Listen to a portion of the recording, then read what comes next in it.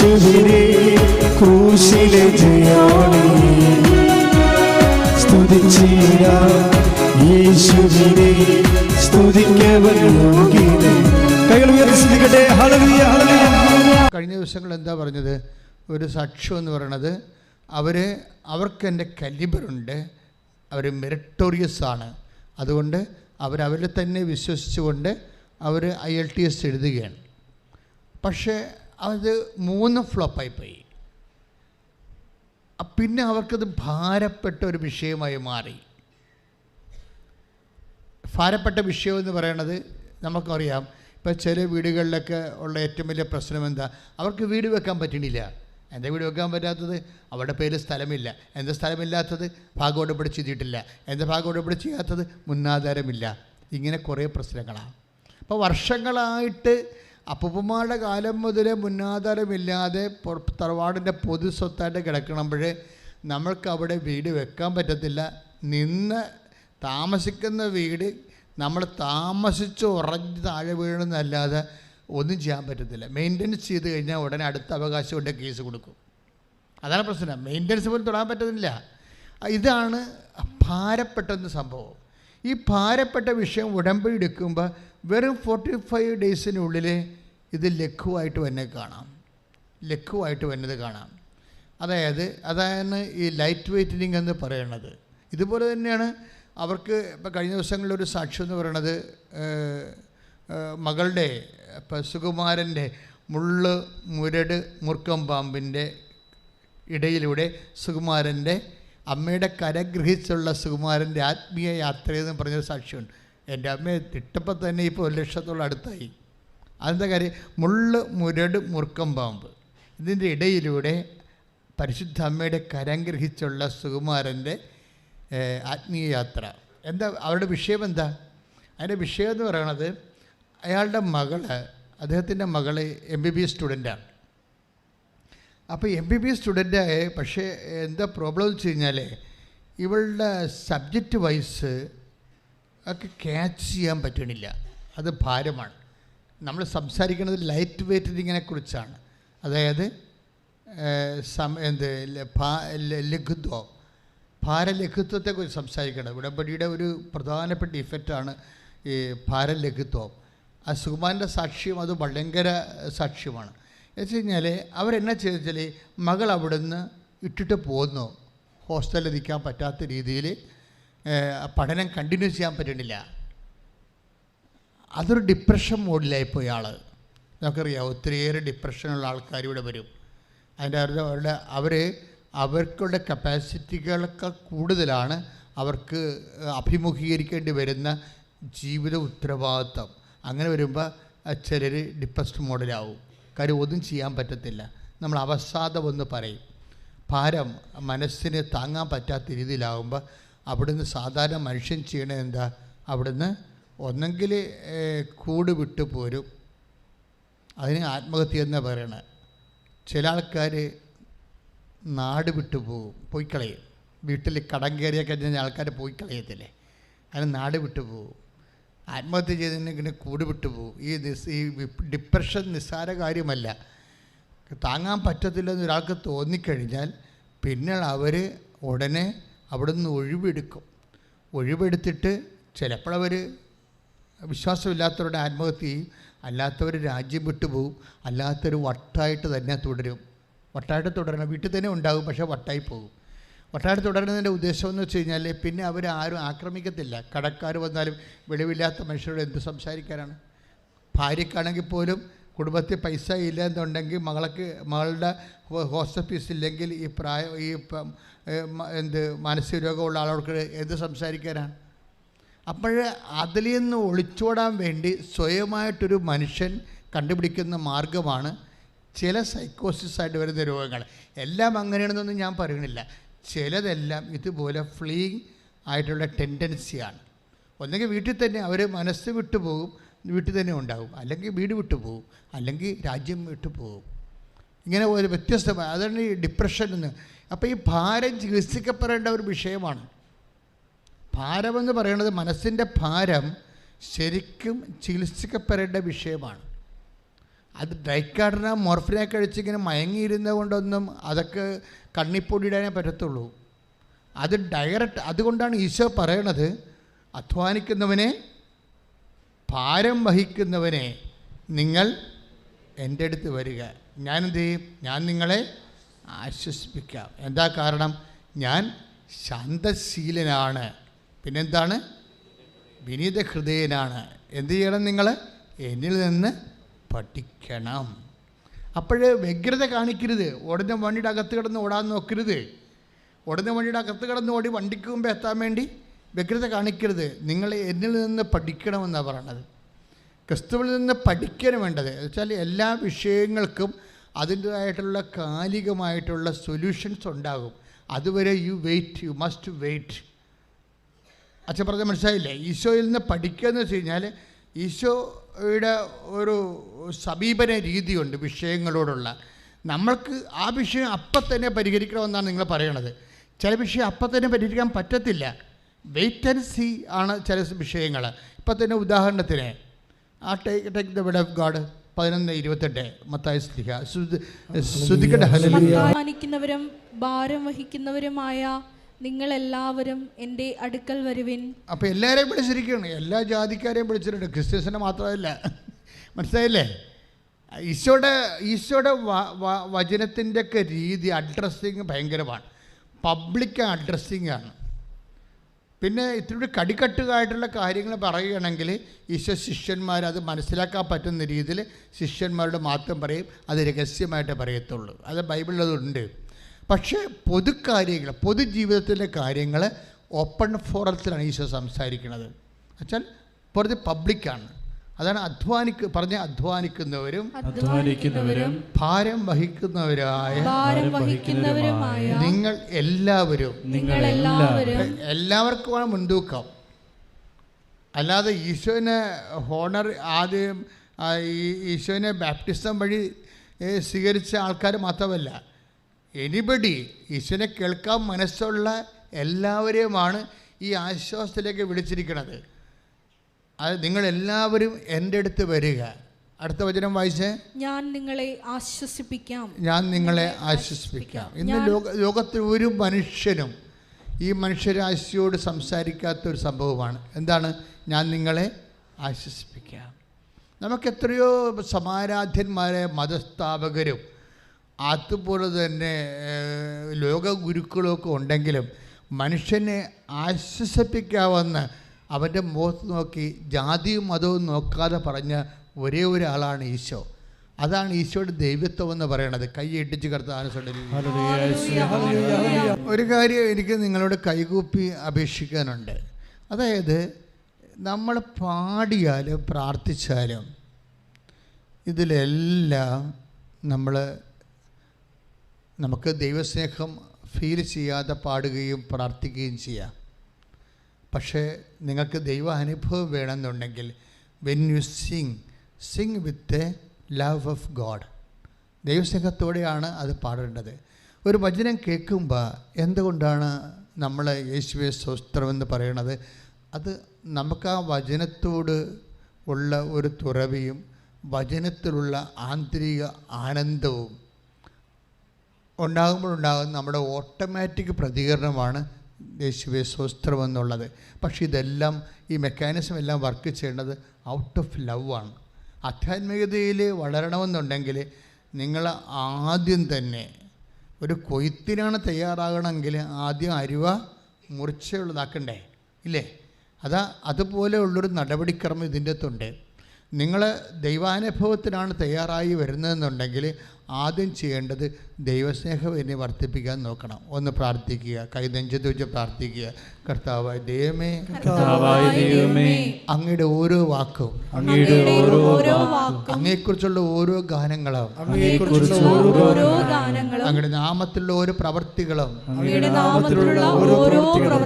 കടുത്ത ദൈവസ്നേഹത്തോടെ സന്തോഷത്തോടെ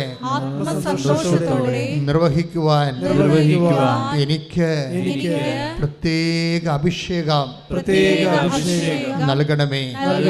ശ്രദ്ധിക്കട്ടെ. 11:28 ഈശോ എന്നാ പറഞ്ഞത്? നമുക്ക് സ്വസ്ഥത ഉണ്ടാകാൻ, ഡിപ്രഷൻ ഉണ്ടാവാതിരിക്കാൻ ഈശോ എന്നാ പറഞ്ഞത്? അധ്വാനിക്കുന്നവരും അധ്വാനിക്കുന്നവരും ഭാരം വഹിക്കുന്നവരും എൻ്റെ അടുക്കൽ വരുവിൻ, ഞാൻ നിങ്ങളെ ആശ്വസിപ്പിക്കാം. ഞാൻ ശാന്തശീലനും വിനീത ഹൃദയനുമാണ്. എന്നിൽ നിന്ന് പഠിക്കുവേൻ. ഇപ്പൊ 2 കാര്യങ്ങളാണ് ഈശോയിൽ നിന്ന് പഠിക്കേണ്ടത്. ഒന്നെന്താണ്? ശാന്തശീലത. ഹറിബറി ആക്കരുത്, ധൃതി കാണിക്കരുത്. മനസ്സിലായില്ലേ? ധൃതി കാണിച്ചാൽ, ധൃതിക്കാരെല്ലാവരും അഹങ്കാരികളാണെന്നാണ് വചനം പറയുന്നത്. അഹങ്കാരമാണ് പ്രശ്നം. നിങ്ങൾ ആരോ വലിയ കൊണാണ്ടറാണെന്ന് നിങ്ങൾ ധരിക്കുന്നു. അതുകൊണ്ട് അത് അംഗീകരിക്കാത്ത സമൂഹത്തിൽ അവരെ നിങ്ങൾ അറ്റാക്ക് ചെയ്യുന്നു. അങ്ങനെയാണ് ഇഷ്യൂ ഉണ്ടാകണത്. മനസ്സിലായില്ലേ? നിങ്ങൾ ആരോ ആണെന്നുള്ളത് നിങ്ങൾ ധരിക്കുന്നു. നിങ്ങളുടെ വിദ്യാഭ്യാസം, നിങ്ങളുടെ ജാതി, നിങ്ങൾ വളർന്നു വന്ന സാഹചര്യം, നിങ്ങളുടെ ഇത്രയും നാളുള്ള നിങ്ങളുടെ റെസ്യൂം, ബയോഡേറ്റ, അതിലൂടെ നിങ്ങൾ വളർന്ന് വന്നിട്ടുള്ള എല്ലാത്തിനെയും ഇടിച്ച് പൊടിച്ച് തരിപ്പണമാക്കി ഉയർന്നു വന്നിട്ടുള്ള നിങ്ങളുടെ കലിബർ കപ്പാസിറ്റി, അങ്ങനെ അതെല്ലാമായി നിങ്ങൾ നാളെ എപ്പോഴെങ്കിലും ഇതുപോലെ ഇതൊന്നും അംഗീകരിക്കാത്തൊരു വ്യക്തിയുടെ മുമ്പിൽ, ഒരു സമൂഹത്തിൻ്റെ മുമ്പിൽ, ഒരു സാഹചര്യത്തിൻ്റെ മുമ്പിൽ നിങ്ങൾ നിർത്തപ്പെടും. അപ്പോഴെന്ത് പറ്റും? നിങ്ങൾ ഹർട്ടാകും. അതാണ് വിഷയം. അതുകൊണ്ട് ഈശോ എപ്പോഴും ചെയ്യണമെന്ന് വെച്ചാൽ, ഹറിബറി കാണിക്കുന്നവർ, ഇപ്പോൾ എല്ലാവർക്കും, ഇപ്പോൾ കല്യാണം ഹറിബറി കാണിക്കേണ്ടവരുണ്ട്, ജോലി ഹറിബറി കാണിക്കുന്നത്. കഴിഞ്ഞ ഒരു 10-12 കൊല്ലം മുമ്പ് ഒരു ലേഡി എൻ്റെ അടുത്ത് വന്ന് ഒരു തിരി ഇങ്ങോട്ട് തന്നു. അന്ന് ഉടമ്പടി അമ്മ തന്നിട്ടില്ല, വെള്ളത്തിരിയാണ് ഉപയോഗിച്ചിട്ടുണ്ട്. ഒരു തിരി വന്നിച്ച് തന്ന. എനിക്കവളെ പരിചയമുള്ള എൻ്റെ നാട്ടുകാരത്തെ ആയതുകൊണ്ട് ഞാൻ പിന്നെ ഒന്നും പറഞ്ഞില്ല. ഞാൻ എന്താ വെച്ചാൽ പരിചയമുള്ള ആളല്ലേ, അടുപ്പമുള്ള ആളെ. അപ്പം ഞാൻ എന്തടിയാന്ന് ചോദിച്ചു. അപ്പോൾ പറഞ്ഞു, ഇത് വെഞ്ചരിച്ചാൽ എനിക്കിപ്പോൾ ജോലി വേണമെന്ന് പറഞ്ഞു. എനിക്കിപ്പോൾ ജോലി വേണമെന്ന് പറഞ്ഞു. എന്താ പറ്റിയ?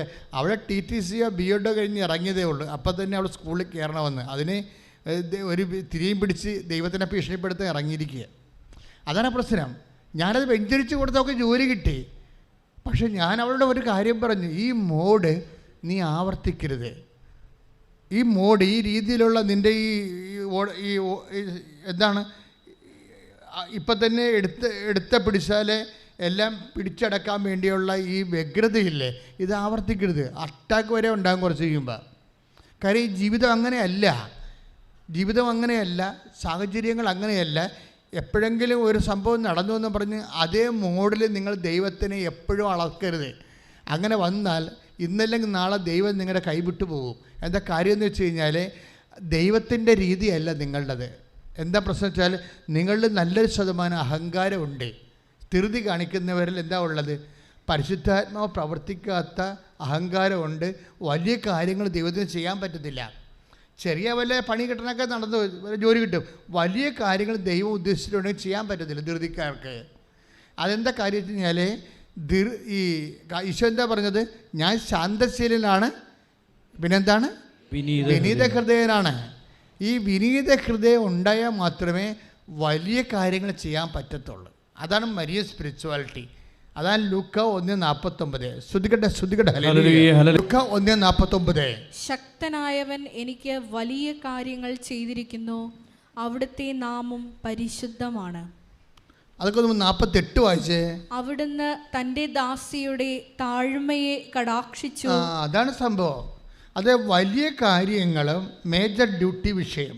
ഉടമ്പടിയെ സംബന്ധിച്ചിടത്തോളം മേജർ ഡ്യൂട്ടിയാണ് ഉള്ളത്. ചെറിയ കാര്യങ്ങൾ ചെയ്യണമെങ്കിൽ വല്ല നൊവേനയും കൂടി നിങ്ങളുടെ നാട്ടിൽ തന്നെ അതിനുള്ള സംവിധാനമുണ്ട്. ആലപ്പുഴ വരേണ്ട ഒരു കാര്യമില്ല. ഉടമ്പടി നമ്മൾ എടുക്കുന്നത് മേജർ ഡ്യൂട്ടി ചെയ്യാൻ വേണ്ടിയാണ്, വലിയ കാര്യങ്ങൾക്ക് വേണ്ടിയാണ്. അപ്പോൾ വലിയ കാര്യങ്ങൾ ചെയ്യുമ്പോൾ എപ്പോഴും ഈ ലൂക്ക 1:48 നോക്കണം. എന്താണ്? ശക്തനായവൻ പറഞ്ഞേ, ശക്തനായവൻ എനിക്ക് വലിയ കാര്യങ്ങൾ ചെയ്തിരിക്കുന്നു. അതെങ്ങനെയാണ് ശക്തൻ വലിയ കാര്യങ്ങൾ ചെയ്തത്? അവിടുന്ന് തന്റെ ദാസിയുടെ വിനീതാവസ്ഥ തൃക്കൺ പാർത്തു. വിനീതാവസ്ഥയ്ക്ക് അഹങ്കാരമില്ല, ധൃതിയില്ല. മനസ്സിലായില്ലേ? കർത്താവ് അനുവദിക്കുമ്പോൾ കർത്താവ് നല്ലതേ അനുവദിക്കത്തുള്ളൂ. ഞാൻ കർത്താവിൻ്റെ മനസ്സ് വരെ വെയിറ്റ് ചെയ്യും. ചെറിയ കാര്യം, അതായത് എപ്പോഴും നമ്മൾ ശ്രദ്ധിക്കുക, നിങ്ങൾ ധൃതിക്കാരാണ്, ഓടുന്ന വണ്ടിയുടെ അകത്ത് കിടന്ന് ഓടി വണ്ടിക്ക് മുമ്പ് എത്താൻ നോക്കുന്ന ആൾക്കാരാണ്. എന്ന് വെച്ചാൽ ബേസിക്കായിട്ട് നിങ്ങൾ കോമ്പറ്റീറ്റീവ് ആണെന്ന് എൻ്റെ അർത്ഥം. മനസ്സിലായില്ലേ? കോമ്പറ്റീറ്റീവ് ആണെന്ന്. നിങ്ങൾ ധൃതി കാണിക്കുന്നവരുടെ ഉള്ളിൽ എപ്പോഴും ഒരു മത്സരം ഉണ്ടാകും. അതുകൊണ്ട് ബൈബിൾ എന്താ പറയണത്? ഫിലിപ്പി 2:3 ശ്രദ്ധിക്കട്ടെ. ഹല്ലേലൂയ. ഫിലിപ്പി 2:3 മാത്സര്യമോ വ്യർത്ഥാഭിമാനമോ മൂലം നിങ്ങൾ ഒന്നും ചെയ്യരുത്. അതാ പ്രശ്നം. ഇപ്പം ധൃതി കാണിക്കുന്നതിൽ 2 കാര്യങ്ങളുണ്ടാവും. ഒന്നെന്താണ്? മാത്സര്യം ഉണ്ടാവും. രണ്ടാമത്തെ എന്താണ്? വ്യർത്ഥാഭിമാനം. അവനേക്കാൾ നേരത്തെ എനിക്ക് ജോലി വേണം, അതാ പോലെ. അവരെക്കാൾ നേരത്തെ എനിക്ക് കാറ് വാങ്ങിക്കണം, അവരെക്കാൾ നേരത്തെ എനിക്ക് വീട് വെക്കണം. ഇതാണ് വിഷയം. ഇത് ഉള്ളിലുള്ളത് കൊണ്ടാണ് ധൃതി വരണത്. അതുകൊണ്ടാണ് ബൈബിള് പറയണത് ഫിലിപ്പി 2:3 എന്താ പറയണത്? മാത്സര്യമോ പറഞ്ഞേ? മാത്സര്യമോ പിന്നെ എന്താണ്? വ്യർത്ഥാഭിമാനമോ മൂലം. Meaningless esteem. വ്യർത്ഥാഭിമാനം. അഭിമാനം എന്നല്ല, ബൈബിൾ അതിനെ തിരിക്കുന്നുണ്ട്. വ്യർത്ഥാഭിമാനം എന്ന് വെച്ച് കഴിഞ്ഞാൽ ഒരു പ്രയോജനമില്ലാത്ത അഭിമാനം. മത്സര്യമുള്ള ആൾക്കാർക്ക് വ്യർത്ഥാഭിമാനം ഉണ്ടാവും. ഇപ്പോൾ നിങ്ങളുടെ ആൻറ്റിയുടെ മകള് കാനഡയിൽ പോകണമെന്ന് കേട്ടതേ ഉള്ളൂ. നിങ്ങളുടെ മനസ്സിൽ ഉടനെ വന്ന് അവളെക്കാൾ നേരത്തെ എനിക്ക് ഇംഗ്ലണ്ടിൽ പോകണമെന്ന്. തീർന്നില്ല പരിപാടി. നിങ്ങളുടെ കാര്യത്തിൽ തീരുമാനം. ഇത് വ്യർത്ഥാഭിമാനമാണ് സംഭവം. അതുകൊണ്ടാണ് ധൃതി കാണിക്കുന്നത്. അതുകൊണ്ടാണ് ബൈബിൾ പറയണത് മാത്സര്യമോ പറഞ്ഞേ? മാത്സര്യമോ. ഫിലിപ്പി 2:3 മാത്സര്യമോ വ്യർത്ഥാഭിമാനവും മൂലം നിങ്ങൾ ഒന്നും ചെയ്യരുത്. അപ്പൊ ചില കാര്യങ്ങൾ ചെയ്യാം, ചില കാര്യങ്ങൾ ചെയ്യുന്നല്ല. You must not do anything എന്നാണ്. ഒന്നും ചെയ്യാൻ പാടില്ല. നിങ്ങൾ ദൈവ പൈതലാണെന്നുണ്ടെങ്കിൽ, ദൈവത്തിൻ്റെ മനസ്സിനാണ് പ്രാധാന്യമാണെന്നുണ്ടെങ്കിൽ, you will not do anything with spirit of competition. മത്സരം കൊണ്ട് നിങ്ങളൊന്നും ചെയ്യത്തില്ല. ദാറ്റ് മീൻസ് ബൈബിൾ എപ്പോഴും ഉന്നം വെക്കുന്നത് നിങ്ങളുടെ ജഡിക മനുഷ്യനെ ശരിക്കും ഒന്ന് പരുവപ്പെടുത്തി ദൈവാരൂപി പ്രവർത്തിക്കുന്ന ഫോർമാറ്റിലേക്ക് കൊണ്ടുവരാൻ നോക്കുന്നുണ്ട്. അതിന് ഈശോ രഹസ്യമായിട്ട് ചെയ്യുന്ന ചില കാര്യങ്ങളുണ്ട്. മനഃപൂർവ്വം ഈശോ അറിയും, പക്ഷെ പുറത്ത് പറയത്തില്ല. ഇപ്പോൾ കോച്ചേഴ്സിൻ്റെ ഒരു പരിപാടി അതാണല്ല. കോച്ച് ചെയ്യുന്ന ആൾക്കാർ അവരുടെ ഉള്ളിലൊരു ഉദ്ദേശമുണ്ടാകും. അവർക്കൊരു ടീച്ചിങ് ആയിട്ടുള്ള, ഇപ്പോൾ ടീച്ചേഴ്സിനെ അറിയാം, ഇപ്പോൾ പാഠഭാഗങ്ങൾ പഠിപ്പിക്കുമ്പോൾ ഇതുകൊണ്ട് അവരുദ്ദേശിക്കുന്ന ഈ പാഠം കൊണ്ട് കുട്ടികൾക്കുണ്ടാകേണ്ട ചില ലക്ഷ്യങ്ങളുണ്ട്. അത് കുട്ടികളോട് ചിലപ്പോൾ പറയത്തില്ല. അതിന് കരിക്കുലത്തിൻ്റെ ഒരു ഭാഗമാണ്. അതുപോലെ ഈശോ ചെയ്ത ഒരു പരിപാടിയുണ്ട്. എന്താ വെച്ച് കഴിഞ്ഞാൽ, ഈശോ വൈകുന്നേരം ആയപ്പോൾ അപ്പോസ്തലന്മാരോട് പറഞ്ഞു, നിങ്ങൾ രാത്രി നമുക്ക് കിടക്കാനുള്ള സ്ഥലം ഒരുക്കാൻ പറഞ്ഞു. വളരെ ശുദ്ധഗതിക്ക് പറഞ്ഞാണ്, ഒരു കുഴപ്പമില്ല. കണ്ടില്ലേ? വളരെ ശുദ്ധഗതിക്ക് പറഞ്ഞതാണ്. അവൻ ജെറുസലേമിലേക്ക് പോകുന്ന വഴിക്ക് പറഞ്ഞ്, നമുക്ക് രാത്രി തങ്ങാനുള്ള സ്ഥലം എന്ന് പറഞ്ഞാൽ ചപ്പാത്തി ഇടാനുള്ള അടുക്കളയൊക്കെ വേണം. കുറച്ച് പരിപാടി ഉണ്ടല്ലോ. അതാണ് സംഭവം. യഹൂദൻ്റെ മെയിൻ ആഹാരമാണല്ലോ മീൻ ചുടലും ചപ്പാത്തി ചുടലും ഒക്കെ. അപ്പം അതുകൊണ്ട് അതൊക്കെ ചെയ്യാനുള്ള സ്ഥലം വേണം, വീട് വേണം. നമുക്ക് 10-12 പേർക്ക് ഉറങ്ങുകയും ചെയ്യണം. അങ്ങനെയുള്ള സ്ഥലം കണ്ടുപിടിക്കാൻ ഇവരെ ന്യൂട്രലായിട്ട് നേരത്തെ പറഞ്ഞു വിടും. ആരെ വിടണത്? യാക്കോബിനെ, യോഹന്നാനെയും. കൂട്ടത്തിൽ ഇടിവെട്ട് പാർട്ടിയാണ്, ഒന്നിനും സമാധാനം ഇല്ലാത്ത പാർട്ടിയാണ് ഈ പറഞ്ഞു വിടുന്നത്. അപ്പോൾ ഈശോ പറഞ്ഞു വിടുന്ന ആൾക്കാർ നോക്കണം. അന്ത്രയോസിനെയും ഫിലിപ്പോസിനെയാണ് പറഞ്ഞു വിട്ടെങ്കിൽ ഒരു പ്രശ്നമില്ലായി, എല്ലാം ശാന്തമായിട്ട് നടന്നു തരാം. എന്ന് വെച്ചാൽ ഇപ്പം തന്നെ ഈ ഓടുന്ന വണ്ടി അകത്ത് കിടന്ന് ഓടുന്ന ആൾക്കാരാണ് അവന്മാരുടെ പേര് തന്നെ ഇടിനാഥത്തിൻ്റെ പുത്രന്മാരെന്നാണ്. ബൊനേർഗസ് വെച്ച് കഴിഞ്ഞാൽ എല്ലാ ഇടിവെട്ട് പോലെ നടക്കണം പാർട്ടിക്ക്. അതിൻ്റെ പേര് തന്നെ അതാ. ബൈബിളിൽ അവരുടെ പേരിട്ടിരിക്കണത് ഇടിനാഥത്തിൻ്റെ പുത്രന്മാരെന്നാണ്. ഇടിനാഥത്തിന് ആരും വെയിറ്റ് ചെയ്യത്തില്ല, ഇടിവെട്ട് ആർക്കും വെയിറ്റ് ചെയ്യത്തില്ല, പെട്ടെന്ന് നടക്കണം. ഇടിവെട്ട് ആൾക്കാരാണ്. ബൈബിൾ അതിൻ്റെ പേര് അവർ ഈ 2 കക്ഷികളെ പറഞ്ഞു വിടണത്. എന്താ ഇവർ ചെയ്യണത്? ഇവർ ചെന്ന് വെച്ച് ദാർഢ്യമുണ്ട് ഇവർക്ക് കാര്യം അപ്പം തന്നെ ഈ പിടിച്ചുകൊണ്ട് വരാൻ പറഞ്ഞാൽ കൊന്നുകൊണ്ട് വരുന്ന പാർട്ടിനെ വിട്ടിരിക്കണത്. ഇത് ഇവരിൽ പരിശുദ്ധാത്മ പ്രവർത്തിക്കാനുള്ള ചാൻസ് ഇല്ല. അതുകൊണ്ട് തന്നെ ഇവർ നാളെ കാലങ്ങളിൽ ദൈവത്തിൻ്റെ പ്രവർത്തനത്തിന് കൊള്ളാതെ വരും. അതുകൊണ്ട് ഇവരെ പറഞ്ഞു വിട്ടിരിക്കുകയാണ്. ഇവരെന്താ ചെയ്തിരിക്കണത്? അവർ സമറിയക്കാരുടെ പട്ടണത്തിൽ ചെന്നിട്ട് അവരുമായിട്ട് ഇഷ്യൂ ഉണ്ടായെന്ന് വെച്ച് കഴിഞ്ഞാൽ, നമ്മൾക്ക് പറയുന്നതിന് അവതരിപ്പിക്കുന്നതിനൊക്കെ രീതികളുണ്ടല്ലോ, അതൊന്നും ഇല്ലാതെ ഇവർ ദാർഢ്യത്തോടെ അവതരിപ്പിക്കും. അപ്പോൾ അവർ ചോദിച്ചത്, നിങ്ങൾ എങ്ങോട്ടാണ് പോണത്? അപ്പോൾ അവർ പറയും, ഞങ്ങൾ ജെറുസലേമിലേക്ക് പോവുകയാണ്. എന്താ പിടിച്ചില്ലേ എന്ന് ചോദിക്കും. ആ രീതിയിലാണ് ഇവർ സംസാരിക്കുന്നത്. അപ്പോഴേ സമരക്കാർക്ക് അവിടെ കൂറളായി. അവർ പറഞ്ഞ് ജെറുസലേമിലേക്കല്ല, ഈ ഇന്ദ്രനായാലും ശരി ഇവിടെ കൂടി പോണ പ്രശ്നമില്ലെന്ന് പറഞ്ഞു. എൻ്റെ കൈയും കാര്യം വിട്ടുവെന്ന് പറഞ്ഞു. അതോടുകൂടി ഇവരുടെ യഥാർത്ഥ സ്പിരിറ്റ് പുറത്തു വന്ന് ഇവർ മിണ്ടാതെ വന്നിട്ട് ഈശോൻ്റെ അടുത്ത് പറയണ വർത്തമാനമുണ്ട്. എന്താ പറയണത്? അവർ ഈശോയോട് പറയണത്, ആകാശത്തുനിന്ന് ഇടുത്തി വന്ന് അവരെ നശിപ്പിക്കാൻ ഞങ്ങൾ കൽപ്പിക്കട്ടെ, ഞങ്ങൾക്ക് അതിൻ്റെ അധികാരം തരാൻ. അപ്പോൾ സാഹചര്യം മാറിയപ്പോഴേ ഇവിടെ ഈശോയുടെ സ്പിരിറ്റൊന്നുമില്ല. ക്ഷമ, ദയ, നന്മ, വിശ്വസ്തത, സ്നേഹം, അങ്ങനെയൊക്കെ കുറേ കാര്യങ്ങൾ പഠിപ്പിച്ചൊക്കെ ശരിയാണ്. പക്ഷേ വേദപാഠം ഇവിടെ ഏറ്റില്ല. കരിവന്മാരുടെ ഉള്ളിലിരിക്കണ വേറെ അരൂപിയാണ്. നിങ്ങൾ എന്ത് ഉടമ്പടി എടുത്താലും ആ പഴയ അരൂപിയാണ് ഇരിക്കണമെന്നുണ്ടെങ്കിൽ പണി മേടിച്ച് പോകാനുള്ള സാധ്യതയുണ്ട് ആലപ്പുഴയെന്ന്. വല്ല കഥയുണ്ടാ? അപ്പോൾ സൂക്ഷിച്ച് കൈകാര്യം ചെയ്യേണ്ട വിഷയമാണ്. നിങ്ങൾ ഉടമ്പടി എടുത്താലും വല്ലതൊക്കെ എഴുതിയിടുകയില്ല. ചില ആൾക്കാർ ഇവിടെ എഴുതുകയില്ല, അമ്മ പ്രസവിക്കണം, ആട് പ്രസവിക്കണം, ഞാൻ കളിയാക്കുമല്ല, ചുമ്മാ ഈ പെട്ടി കാണുമ്പോൾ എഴുതിയിട്ടേച്ചും പോവും. അങ്ങനെ വല്ല എഴുതിയിടലും ആയിട്ട് ഈ പഴയ ആൾക്കാരുടെ തന്നെ ഇരിക്കാനാണ് ഉദ്ദേശിച്ചതെങ്കിൽ ഇത് വെളുക്കാൻ തേക്കണ പാണ്ടാകാൻ സാധ്യതയുണ്ട്. ഉടമ്പടിയുടെ സ്പിരിറ്റുണ്ട്. അതാണ് പ്രശ്നം.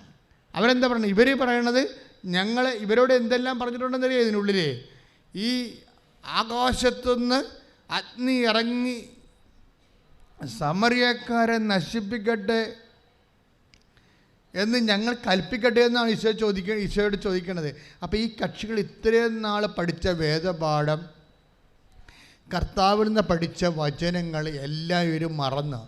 കാര്യം ഇത് ലൂക്കായുടെ 10-ാം അധ്യായത്തിലാണ് ഈ സംഭവം ഉള്ളത്. ആ 7-ാം അധ്യായത്തിലേക്ക് ഈശോ പറഞ്ഞിട്ടുണ്ട് പലപ്പോഴും. അതായത് മറ്റുള്ളവർ നിങ്ങളോട് എന്ത് ചെയ്യണമെന്ന് നിങ്ങൾ ആഗ്രഹിക്കുന്നതോ അതുപോലെ മറ്റുള്ളവരോടും ചെയ്യണമെന്ന്. അതൊക്കെ പറഞ്ഞ് പഠിപ്പിച്ച ആ കക്ഷികളാണത്. പക്ഷെ പഠനമൊന്നും ഇവിടെ ഏറ്റില്ല. Take the word of God മറ്റുള്ളവരോട്. ശ്രദ്ധിക്കട്ടെ. ഹല്ലേലൂയ. ലൂക്കാ 6:31. മറ്റുള്ളവർ നിങ്ങളോട് എങ്ങനെ പെരുമാറണമെന്ന് നിങ്ങൾ ആഗ്രഹിക്കുന്നുവോ അങ്ങനെ തന്നെ നിങ്ങൾ അവരോടും പെരുമാറുവിൻ. മറ്റുള്ളവർ നിങ്ങളോട് എങ്ങനെ പെരുമാറണം നിങ്ങൾ ആഗ്രഹിക്കുന്നുവോ അതുപോലെ തന്നെ നിങ്ങൾ അവരോട് പെരുമാറും. ഇത് ലൂക്കാ 6:31 ഈ സമറിയക്കാരൻ ഇടുത്തി വീട്ടെന്ന് പറയണത് 9:54 ലൂക്കാ 9:54. ഇത് കണ്ടപ്പോൾ ശിഷ്യന്മാരായ യാക്കോബും യോഹന്നാനും പറഞ്ഞു, കർത്താവേ, സ്വർഗത്തിൽ നിന്ന് അഗ്നി ഇറങ്ങി ഇവരെ നശിപ്പിക്കട്ടെ എന്ന് ഞങ്ങൾ പറയട്ടെയോ? സംഭവം മനസ്സിലായില്ലേ? 6:31 എന്താ പറഞ്ഞിരിക്കണത്? ഈശോ പഠിപ്പിച്ചത് എന്താണ്? 6:31 ഈശോ പഠിപ്പിച്ചത് എന്താണ്? മറ്റുള്ളവർ നിങ്ങളോട് എങ്ങനെ പെരുമാറണമെന്ന് നിങ്ങൾ ആഗ്രഹിക്കുന്നുവോ അതുപോലെ നിങ്ങൾ അവരോട് പെരുമാറി. ഇത് ഗോൾഡൻ റൂൾ എന്നാണ് പറയണത്. ഈ ഗോൾഡൻ റൂളിൻ്റെ യൂണിവേഴ്സിറ്റി പഠിച്ചിറങ്ങിയ കക്ഷികളാണ് ഇപ്പോഴും പോയിട്ട് നേരെ ഓപ്പോസിറ്റ് ഒരു വിഷയം വന്നപ്പോൾ അവിടെ തനി സ്വഭാവം കാണിക്കണത്. നിങ്ങൾ എന്ത് പഠിച്ചാലും വിഷയം വരുമ്പോൾ തനി സ്വഭാവം കാണിക്കുമെന്ന് ദൈവത്തിന് അറിയാമെങ്കിൽ ഉടമ്പടി വർക്ക് ചെയ്യത്തില്ല. പിടികിട്ടിയാ? ഒറ്റ നടക്ക് പോകത്തില്ല ഈ സംഭവം. നിങ്ങൾ എന്ത് പഠിച്ചാലും നിങ്ങൾക്കൊരു ഇഷ്യൂ ഉണ്ടാകുമ്പോൾ നിങ്ങളുടെ തനി സ്വഭാവം പുറത്തെടുക്കുമെന്ന് ദൈവത്തിന് തോന്നിയാൽ ഈശോ ചോദിക്കുന്ന ഒരു ചോദ്യമുണ്ട്. എന്താ ചോദ്യം? What spirit leads U? 9:55 ടിപ്പണി നോക്കുക. 9:55 ടിപ്പണി ശ്രദ്ധിക്കട്ടെ. ഹല്ലേലൂയ. ലൂക്കാ 9:54 ടിപ്പണി. ടിപ്പണി എന്ന് മനസ്സിലായി? ടിപ്പണി എന്ന് വെച്ചാൽ ഫുട് നോട്ട്സ്. ബൈബിളിലെ ചില കയ്യെഴുത്ത് പ്രതികൾ പ്രധാനപ്പെട്ടതാണെങ്കിൽ അത് മെയിൻ സ്ട്രീമിൽ കണ്ടില്ലെങ്കിൽ ടിപ്പണിയിലുണ്ടാകും. ആ ടിപ്പണിയിൽ പ്രധാനപ്പെട്ട ചില കയ്യെഴുത്ത് പ്രതികളിലുള്ളതാണ് പറയണത്. 9:55 പറഞ്ഞു. കർത്താവേ, ഏലിയ ചെയ്തതുപോലെ സ്വർഗത്തിൽ നിന്ന് അഗ്നി ഇറങ്ങി വന്ന് ഇവരെ നശിപ്പിക്കട്ടെ എന്ന് ചില കയ്യെഴുത്ത് പ്രതികളിൽ കാണുന്നു. Next word. ചില കയ്യെഴുത്ത് പ്രതികളിൽ താഴെപ്രകാരവും കാണുന്നു. അവൻ തിരിഞ്ഞ് അവരെ ശാസിച്ചുകൊണ്ട് പറഞ്ഞു, ഏത് വിധത്തിലുള്ള ആത്മാവാണ് നിങ്ങൾക്കുള്ളത് എന്ന് നിങ്ങൾ അറിയുന്നില്ല. അതാണ് വിഷയം. അതായത് വചനം നടപ്പിൽ വരുത്തണമെങ്കിൽ നമുക്കറിയാമല്ലോ, ഉടമ്പടി എന്ന് പറയുന്നത് എന്താണ്? അവൻ പറയണ പോലെ ചെയ്യുന്നതാണ്. അങ്ങനെ ചെയ്യണമെന്നുണ്ടെങ്കിൽ ആദ്യം സ്പിരിറ്റ് ഡിസേൺ ചെയ്യേണ്ടി വരും. നമ്മളിലുള്ള സ്പിരിറ്റില്ലേ, അതാണ് 9:54. ഇപ്പോൾ ഇവരെന്താ, യാക്കോബ് യോഹന്നാൻ എന്താ പറഞ്ഞത്? സ്വർഗത്തിൽ നിന്ന് അഗ്നി ഇറങ്ങി അവരെ നശിപ്പിക്കട്ടെ എന്ന് പറഞ്ഞു. അപ്പോൾ ഈശോ എന്താ തിരിച്ചു വയ്ക്കണത്? What spirit leads you? എന്തരൂപിയാണ് നിങ്ങളെ നയിക്കുന്നത്? എന്തരൂപിയായിരിക്കും? അവരെ അഗ്നി ഇറങ്ങി നശിപ്പിക്കട്ടെ എന്ന് പറയുമ്പോൾ എന്തരൂപിയായിരിക്കും? അത് യോഹന്നാൻ 10:10 അരൂപിയാണ്. Take the word of God. Yohannan 10:10. ശ്രദ്ധിക്കട്ടെ. ഹല്ലേലൂയ. 10:10 മോഷ്ടിക്കാനും കൊല്ലാനും നശിപ്പിക്കാനുമാണ് കള്ളൻ വരുന്നത്. മനസ്സിലായില്ലേ? ഇപ്പം മനസ്സിലായില്ലേ അത് അരൂപിയാണെന്ന്? അവരെ തീയും ഗന്ധകവും വീണ് നശിപ്പിക്കാൻ വേണ്ടി പറയുന്ന അരൂപി എന്താണ്? യോഹന്നാൻ 10:10 അരൂപിയാണ്. എന്താണത്? മോഷ്ടിക്കാനും കൊല്ലാനും നശിപ്പിക്കാനുമാണ് കള്ളൻ വരുന്നത്. നശിപ്പിക്കുന്ന അരൂപി എന്താണ്? ദുഷ്ടാരൂപിയാണ്. മനസ്സിലായില്ലേ? അപ്പോസ്തലന്മാർ പറഞ്ഞത് കഥയൊന്നുമില്ല, ദുഷ്ടാരൂപിയാണ് നയിക്കണത്. സഭയിലെ പല പ്രശ്നങ്ങളും നമ്മൾ ഇന്ന് സ്കാൻ ചെയ്ത് നോക്കുകയാണെങ്കിൽ നമുക്ക് ഈ ദുഷ്ടാരൂപിയെ കാണാൻ പറ്റൂ. അപ്പോൾ എന്താ പ്രോബ്ലം എന്ന് വെച്ച് കഴിഞ്ഞാൽ, ഇവരോട് എന്താ പറയണമെന്ന് വെച്ച് കഴിഞ്ഞാൽ, ദുഷ്ടാരൂപിയാണ് നിങ്ങളെ നയിക്കണമെന്ന് ഈശോ പറയത്തില്ല. ഈശോ അതായത് ഭയങ്കര ടീച്ചറാണ്, ആത്മാവിൽ നിറഞ്ഞ ടീച്ചറാണ്. ആരെയും ബ്രാൻഡ് ചെയ്യത്തില്ല. You are leading by the evil spirit എന്ന് ഈശോ പറഞ്ഞില്ല. You must introspect.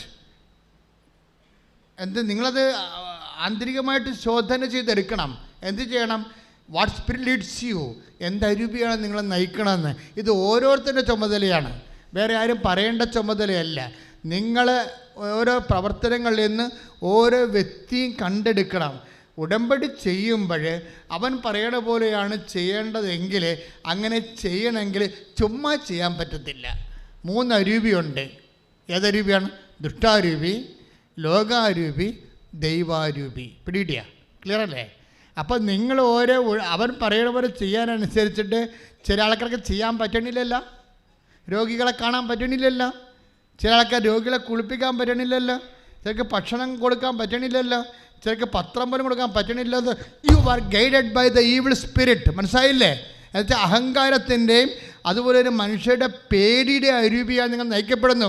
U are not liable to take covenant. നിങ്ങൾ ഉടമ്പെടുക്കാൻ ബാധ്യതയല്ല, യോഗ്യതയുമില്ല. You must understand by no means. ശ്രദ്ധിക്കട്ടെ. ഹല്ലേലൂയ.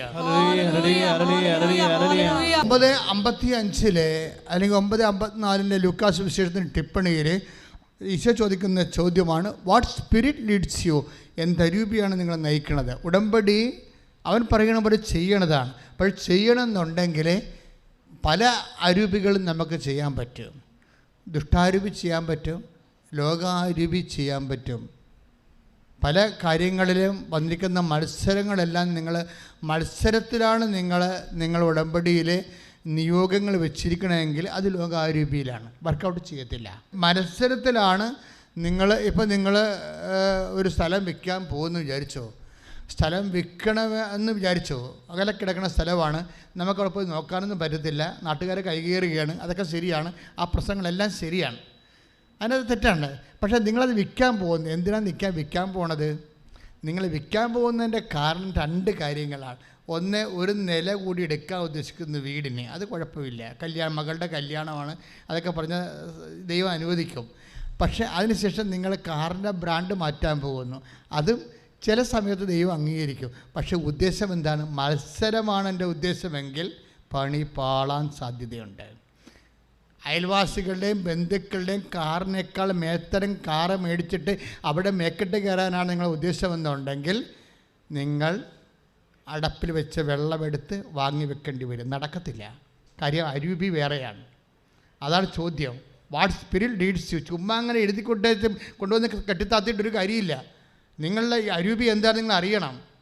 എന്താണ് നിങ്ങളുടെ ഉദ്ദേശം?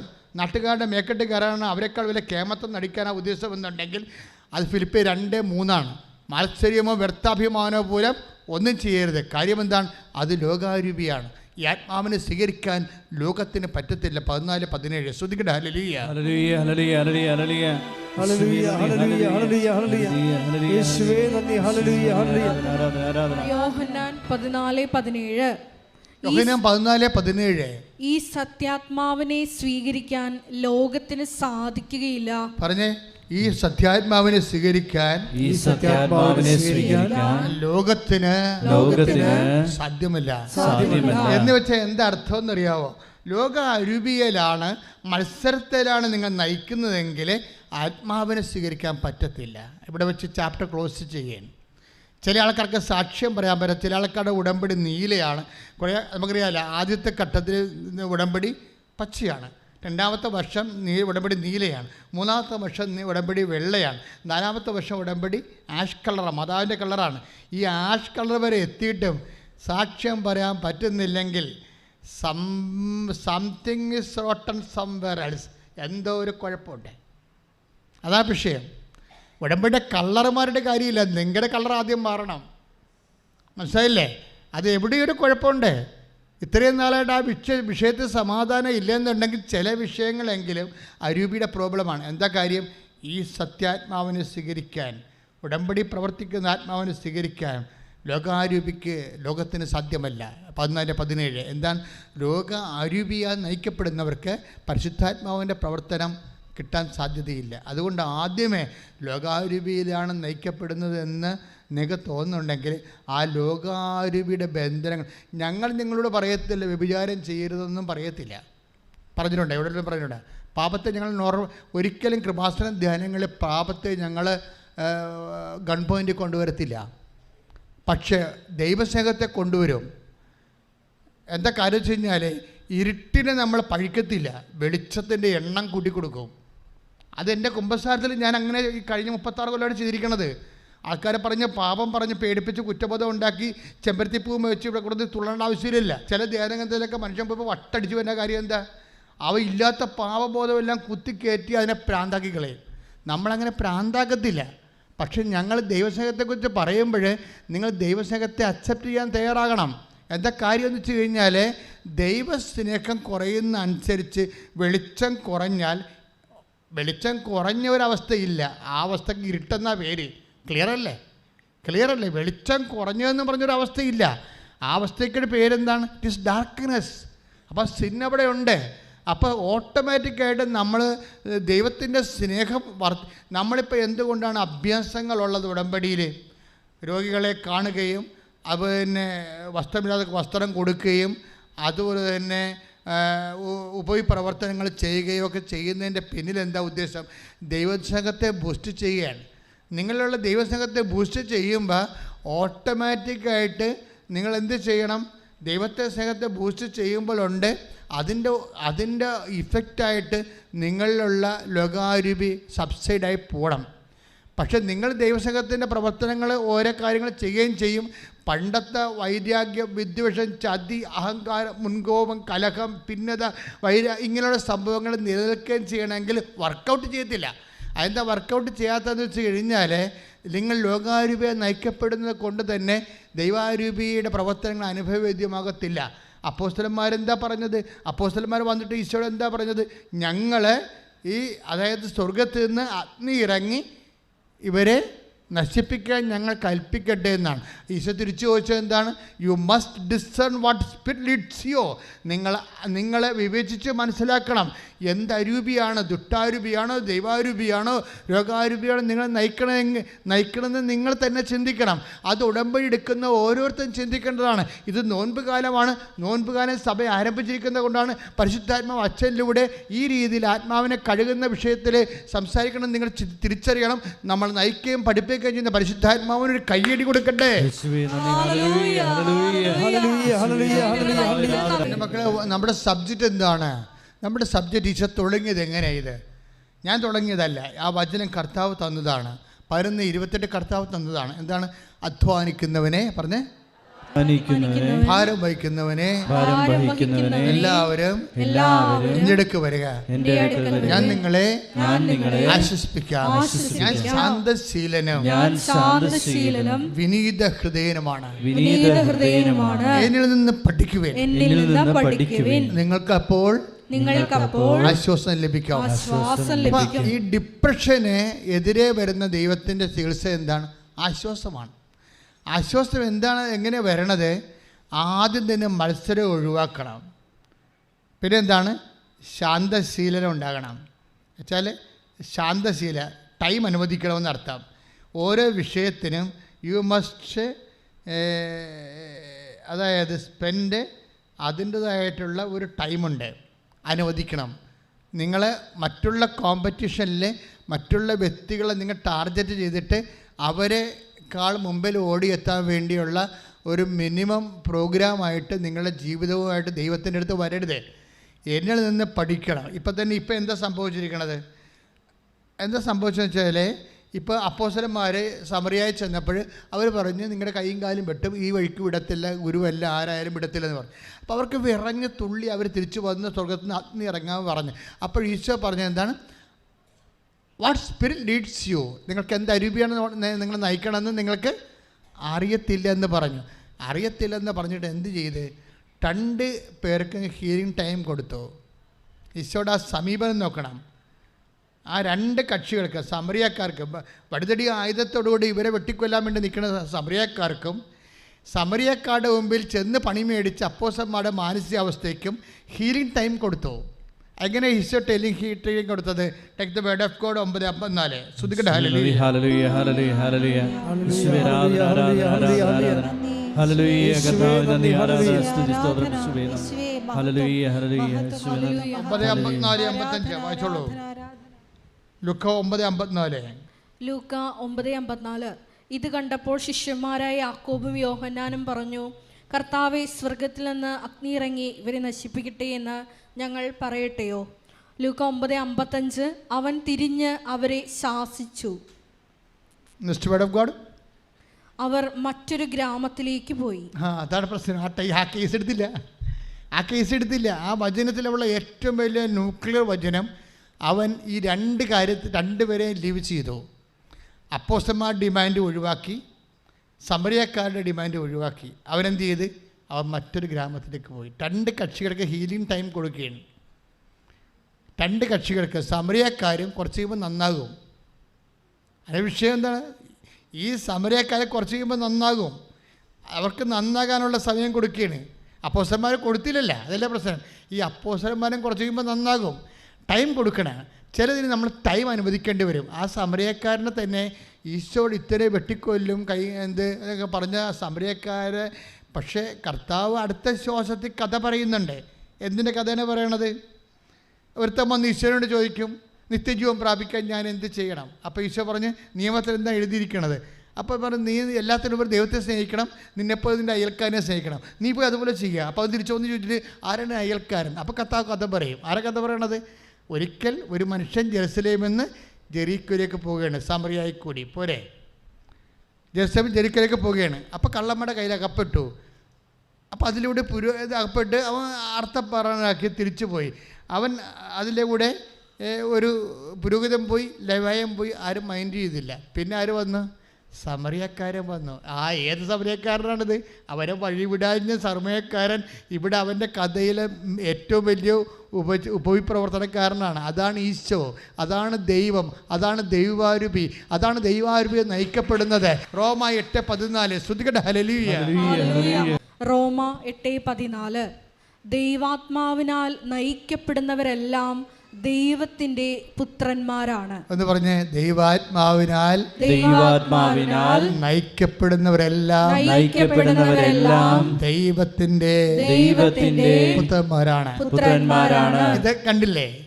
തന്നെ അഴിവിടത്തില്ല, തൻ്റെ അപ്പോസ്തലന്മാരുടെ കൈയും കാലും വെട്ടുവെന്നും സമറിയക്കാരനെ ഈ ലോകത്ത് ഏറ്റവും പരസ്നേഹത്തിൻ്റെ ഒരു വക്താക്കളായിട്ട് ഈശോ അടുത്ത ശ്വാസത്തിൽ തൻ്റെ കഥയിൽ പ്രതിഷ്ഠിക്കണമെങ്കിൽ അതെന്താണ്? ദൈവാത്മാവിനാൽ നയിക്കപ്പെടുകയാണ്. ഇതുപോലെ തന്നെയാണ് ഈശോയുടെ വചനം കേൾക്കുന്ന ഓരോ മക്കളും സ്പർദ്ധയിൽ, വൈരാഗ്യത്തിൽ, മത്സരത്തിൽ, ആക്രമണങ്ങളിലെല്ലാം ദൈവാത്മാവിനാൽ ലോകാരൂപി ശക്തപ്പെടുമ്പോഴേ, ദുഷ്ടാരൂപി ശക്തപ്പെടുമ്പോഴേ നീയും ദുഷ്ടാരൂപിയുടെ വേഷം കെട്ടാതെ മറിച്ച് ദൈവാരൂപിയുടെ വേഷം കെട്ടാൻ വേണ്ടി, ദൈവാരൂപിയെ നയിക്കപ്പെടാൻ വേണ്ടി അതിശക്തമായി ഇടിനാദം പോലെ ശ്രദ്ധിക്കട്ടെ. എൻ്റെ പ്രിയപ്പെട്ടവരെ, ഇവിടെയാണ് ഉടമ്പടി ശരിക്കും ഒരു സ്പ്രിംഗ് ടൈമിലേക്ക് വരുന്നത്. ഉടമ്പടി പൂത്തുലയണത് ഇവിടെയാണ്. അതായത് when you guided by the spirit of God, ദൈവത്തിൻ്റെ അരുവിയാൽ നിങ്ങൾ നയിക്കപ്പെടുന്നുണ്ടെങ്കിൽ എന്തൊക്കെ സംഭവിക്കും? ഗലാത്യർ 5:22 സംഭവിക്കും. ആത്മാവിൻ്റെ ഫലങ്ങൾ നിങ്ങൾക്കുണ്ടാകും. ശ്രദ്ധിക്കട്ടെ. ഹല്ലേലൂയ. ഗലാത്യർ 5:22-23. എന്നാൽ ആത്മാവിന്റെ ഫലങ്ങൾ പറഞ്ഞോ. എന്നാൽ ആത്മാവിന്റെ ഫലങ്ങൾ സ്നേഹം, ആനന്ദം, സമാധാനം, ക്ഷമ, ദയ, നന്മ, വിശ്വസ്തത, സൗമ്യത, ആത്മസംയമനം ഇവയാണ്. ഇവയ്ക്കെതിരായി ഒരു നിയമവുമില്ല. എൻ്റെ മക്കളെ, നമ്മൾ ഉടമ്പടിയെ കുറിച്ചാണ് ധ്യാനിക്കണത്. എന്താണ് ഉടമ്പടി എന്ന് പറയുന്നത്? എന്താണ്? അവൻ പറയണ പോലെ ചെയ്യുകയാണ്. ചെയ്യുക എന്ന് വെച്ച് കഴിഞ്ഞാൽ ദുഷ്ടാരൂപിയോട് ചെയ്യാൻ പറ്റത്തില്ല, വർക്കൗട്ട് ചെയ്യത്തില്ല. ലോകാരൂപിയോട് ചെയ്യാൻ പറ്റത്തില്ല, വർക്കൗട്ട് ചെയ്യത്തില്ല. എന്തരൂപിയോട് ചെയ്യേണ്ടത്? ദൈവാത്മാവിനാൽ. ദൈവാത്മാവിനാൽ ചെയ്യുമ്പോഴേ തീർച്ചയായിട്ടും 12 ഫലങ്ങൾ ഉണ്ടാകണം. ഉടമ്പടി ചെയ്യുന്ന വ്യക്തികൾക്ക് ആത്മാവിൻ്റെ ഫലങ്ങൾ 12 ഫലങ്ങളാണ്. എന്തായാലും ഏറ്റവും വലുത് എന്താണ്? സ്നേഹം. ചെയ്യുന്ന വ്യക്തികൾ എന്തായാലും സ്നേഹത്തോടെ ചെയ്യണം. മനസ്സിലായില്ലേ? സ്നേഹത്തോടെ അല്ല ചെയ്യണത്. നിങ്ങൾക്ക് വേണമെങ്കിൽ താത്വികമായിട്ട് ചെയ്യാം. ഇവിടെ എന്ത് പറഞ്ഞിരിക്കുന്നു അതനുസരിച്ച് അങ്ങോട്ട് ചെയ്ത് മാറ്റുക. ക്ലിയർ? അതേസമയം നിങ്ങൾക്ക് വേണമെങ്കിൽ ന്യൂമറിക്കലായിട്ട് ചെയ്യാം, സംഖ്യാപരമായിട്ട് 10 ചെയ്യാൻ പറഞ്ഞാൽ 10 അങ്ങോട്ട് ചെയ്യും. നിങ്ങൾക്ക് വേണമെങ്കിൽ ടെക്നിക്കായിട്ട് ചെയ്യാം, സാങ്കേതികമായിട്ട് ചെയ്യാം. ഇങ്ങനെ ഒന്നും ചെയ്താൽ ഉടമ്പടിക്ക് ഫയർ ആകത്തില്ല. ഇപ്പം ചില ഒരു എന്താ പറയണത്, ഈ പഴയ ജാവ ബൈക്ക് വെച്ചുകൊണ്ട് ചവിട്ടി സ്റ്റാർട്ടാക്കുന്നില്ലേ? ചവിട്ടി സ്റ്റാർട്ടാക്കിയാൽ ഇഗ്നിയും ചെയ്യത്തില്ല, ഫയറാകത്തില്ല. അതുപോലെ ഉടമ്പടി ചവിട്ടി മരിക്കാവുന്നതല്ലാതെ ഉടമ്പടി വർക്കൗട്ട് ചെയ്യത്തില്ല. ഉടമ്പടി വർക്ക് ചെയ്യണമെന്നുണ്ടെങ്കിൽ ഒരു പരിശുദ്ധാത്മാവിൻ്റെ ഫലങ്ങളായ സ്നേഹം ഉണ്ടാകണം. പരിശുദ്ധാത്മാവിൻ്റെ ഫലങ്ങൾ ഒന്ന് പ്രാർത്ഥിച്ച കർത്താവായ ദൈവമേ, അവൻ പറയണ പോലെ ചെയ്യുന്ന ഉടമ്പടി നടപ്പിൽ വരുത്താൻ സുവിശേഷവിഹിതമായ ആത്മാവിന്റെ ഫലങ്ങളായ ദൈവസ്നേഹത്താൽ എന്നെ നിറക്കണമേ. ശ്രദ്ധിക്കട്ടെ. പരിശുദ്ധ പരമ ദിവ്യകാരുണ്യത്തിന് എൻ്റെ പ്രിയപ്പെട്ടവർ, നമ്മളിപ്പോഴും വന്നത് ആത്മാവിനാൽ. റോമ 8:14 അനുസരിച്ച് ദൈവാത്മാവ് നയിക്കപ്പെടുന്നവർ ദൈവത്തിൻ്റെ മക്കളാണെന്ന് പറഞ്ഞു. ദൈവാത്മാവ് നയിക്കപ്പെടുന്നവർക്ക് ദൈവത്തിൻ്റെ ഗലാത്യർ 5:22-23 അനുസരിച്ച് കൊണ്ട് ആത്മാവിൻ്റെ ഫലമുണ്ടാവുമെന്ന് പറഞ്ഞ്, ആത്മാവിൻ്റെ ഫലങ്ങൾ ഒന്നാമത്തെ സ്നേഹമാണെന്ന് പറഞ്ഞു. ആ സ്നേഹത്താലാണ് ഉടമ്പടിയുടെ ചെയ്തികൾ സ്നേഹത്തിൽ അധിഷ്ഠിതമായിട്ടാണ് പോകേണ്ടത്. എന്താ കാര്യം എന്നറിയാമോ? ഈ നമ്മൾ ഉടമ്പടിയുടെ മെയിൻ സംഭവമാണ് ലൈറ്റ് വെയ്റ്റനിങ്, അല്ലേ? ലൈറ്റ് വെയ്റ്റനിങ്, അതുപോലെ തന്നെ ടൈം ഷോർട്ടനിങ്. ഇത് രണ്ടും സംഭവിക്കുന്നത് സ്നേഹത്തിലാണ്. ഉടമ്പടിയുടെ മെയിൻ സംഭവങ്ങൾ എന്താണ്? മേജർ ഡ്യൂട്ടി ചെയ്യും. രണ്ടാമത്തെ എന്താണ്? ലൈറ്റ് വെയ്റ്റനിങ് എന്ന് വെച്ച് കഴിഞ്ഞാൽ ഭാരക്കുറവ്, കുറഞ്ഞ വലിയ ഭാരമുള്ള വിഷയം നിസ്സാരമായിട്ട് നടക്കും. അതുപോലെ തന്നെ ടൈം ഷോർട്ടനിങ്, സമയച്ചുരുക്കം സംഭവിക്കും. പക്ഷേ സമയച്ചുരുക്കത്തിൻ്റെ ഉടമ്പടി പ്രോസസ്സും അതുപോലെ ലൈറ്റ് വെയ്റ്റനിങ് സംഭവിക്കുന്നത് ഔട്ട് ഓഫ് ലവ് ആണെന്ന് നമ്മൾ ഉൽപ്പത്തി പുസ്തകം വായിച്ചാൽ മനസ്സിലാകും. സ്നേഹത്തിലാണ് ഈ സമയം ചുരുങ്ങണത്, സ്നേഹത്തിലാണ് ലൈറ്റ് വെയ്റ്റനിങ് സംഭവിക്കുന്നത്. ഉൽപ്പത്തി പുസ്തകം 29:20 ശ്രദ്ധിക്കട്ടെ. ഹല്ലേലൂയ. ഉൽപ്പത്തി പുസ്തകം 29:20 2 സബ്ജക്റ്റാണ് ഡീൽ ചെയ്യണത്. ഉടമ്പടി സംഭവിക്കുന്ന ലൈറ്റ് വെയ്റ്റനിങ് എന്ന് വെച്ച് കഴിഞ്ഞാൽ ഭാരക്കുറവ്, വലിയ ഭാരമുള്ള വിഷയങ്ങൾ ഈസിയായിട്ട് എങ്ങനെ സംഭവിക്കുന്നു. അതുപോലെ ടൈം ഷോർട്ടനിങ്, സമയച്ചുരുക്കം എങ്ങനെ സംഭവിക്കുന്നു, എന്താണ് എൻ്റെ കണ്ടൻറ്റ്. ഉടമ്പടിയിൽ എന്ത് കണ്ടൻറ്റ് ചേർക്കുമ്പോഴാണ് ലൈറ്റ് വെയ്റ്റിംഗ് സംഭവിക്കുന്നത്, ഉടമ്പടി എന്ത് കണ്ടൻറ്റ് ചേർക്കുമ്പോഴാണ് സമയച്ചുരുക്കം ടൈം ഷോർട്ടനിങ് സംഭവിക്കുന്നത്. ഉൽപ്പത്തി 29:20. അങ്ങനെ റാഹേലിന് വേണ്ടി യാക്കോബ് 7 കൊല്ലം പണിയെടുത്തു. അവളോടുള്ള സ്നേഹം മൂലം ആ വർഷങ്ങൾ ഏതാനും നാളുകളായി അവന് തോന്നിയുള്ളൂ. ഇത് രണ്ടും ഒരേ സംഭവത്തിൽ കിടക്കുകയാണ്. ലൈറ്റ് വെയ്റ്റനിങ്ങും ടൈം ഷോർട്ടനിങ്ങും ഈ ഉൽപ്പത്തി പുസ്തകത്തിൻ്റെ 29:20 എന്താണ് സംഭവിച്ചിരിക്കുന്നത്? അതിൽ ലയയാണ് കല്യാണം കഴിച്ചത്. ആര്? യാക്കോബ് അല്ലേ? അപ്പോൾ പിന്നീട് ചേട്ടത്തിനാണ് കല്യാണം കഴിച്ചതെന്ന് വിചാരിച്ചപ്പോൾ പുള്ളിക്ക് ഭയങ്കര ബുദ്ധിമുട്ടായി. അത് പിന്നെ ലാബാനോട് പറഞ്ഞു, ഞാൻ 7 കൊല്ലം കൂടി നിനക്ക് വർക്ക് ചെയ്തു തരാം. എനിക്ക് അന്നത്തെ കാലത്ത് നടപ്പാണ് കേട്ടോ. ഇന്നിപ്പോൾ ചെടുത്ത് കിട്ടിയ ആൾക്കാർ പോയി അനിയത്തെ ഇപ്പോൾ കിട്ടാമെന്ന് നോക്കരുതേ. അന്നത്തെ കാലത്തെ രീതിയാണ്, സമൂഹ രീതിയാണ്. അപ്പോൾ സ്വാഭാവികമായിട്ട് നീ എൻ്റെ റാഹേലിനെ എനിക്ക് കല്യാണം കഴിപ്പിച്ചു തരുമെന്ന് പറഞ്ഞു. ആരും? യാക്കോബ് പറഞ്ഞു. അപ്പോൾ ഓക്കെ, അപ്പോൾ 7 കൊല്ലം പണി ചെയ്യാമെന്ന് പറഞ്ഞില്ല. പക്ഷേ എന്താ സംഭവിച്ചത്? 7 കൊല്ലം പണിയെന്ന് ചെയ്തെന്ന് വെച്ചാൽ, അതായത് ഈ ആട് വളർത്തലൊക്കെയാണ് പരിപാടിയെ. അതത്ര നിസ്സാര പരിപാടിയല്ല. രാവിലെ 6 മണി തുടങ്ങിയിട്ട് വൈകുന്നേരം 8 മണി വരെയുള്ള പ്രോഗ്രാമാണ്. ഇത് 7 കൊല്ലം ആ കക്ഷി ചെയ്തതാണ്. പക്ഷെ ഭജനം എന്താ പറയണത്? അവളോടുള്ള സ്നേഹത്തല്ല. അതായത് ആഹബ് എന്ന് പറഞ്ഞൊരു വാക്കുണ്ട് ബൈബിളിൽ. അതിലാണ് ഈ പരിശുദ്ധാത്മാവിൻ്റെ ഫലങ്ങൾ പറയണ ആഹബിൽ. ആഹബ് എന്ന് പറയുന്ന ബൈബിൾ വാക്കാണ്. എന്ന് വെച്ച് കഴിഞ്ഞാൽ അത് ഹെബ്രായ വാക്കാണ്, ഹീബ്രു വാക്കാണ് ആഹബ്. ആഹബ് എന്ന് പറഞ്ഞാൽ സ്നേഹമാണ്. പക്ഷേ 2-3 തരം സ്നേഹമുണ്ട്. ഒന്ന് ദൈവത്തിന് നമ്മോടുള്ള സ്നേഹം, നമുക്ക് ദൈവത്തോടുള്ള സ്നേഹം, അതെല്ലാം ആഹബാണ്. പിന്നെ സെസ് എന്ന് പറഞ്ഞൊരു സ്നേഹമുണ്ട്, അത് ഹീബ്രു ആണ്. അത് ഉത്തമഗീതത്തിലെ വൈകാരിക പ്രണയസ്നേഹമാണ്. പ്രണയസ്നേഹത്തിന് സെസ് എന്നാണ് പറയണത്. ആഹബ് എന്ന് പറയണത് ദൈവത്തിന് നമ്മോടുള്ള സ്നേഹം, നമുക്ക് ദൈവത്തോടുള്ള സ്നേഹം. പിന്നെ എന്താ സംഭവിച്ചിരിക്കണത്?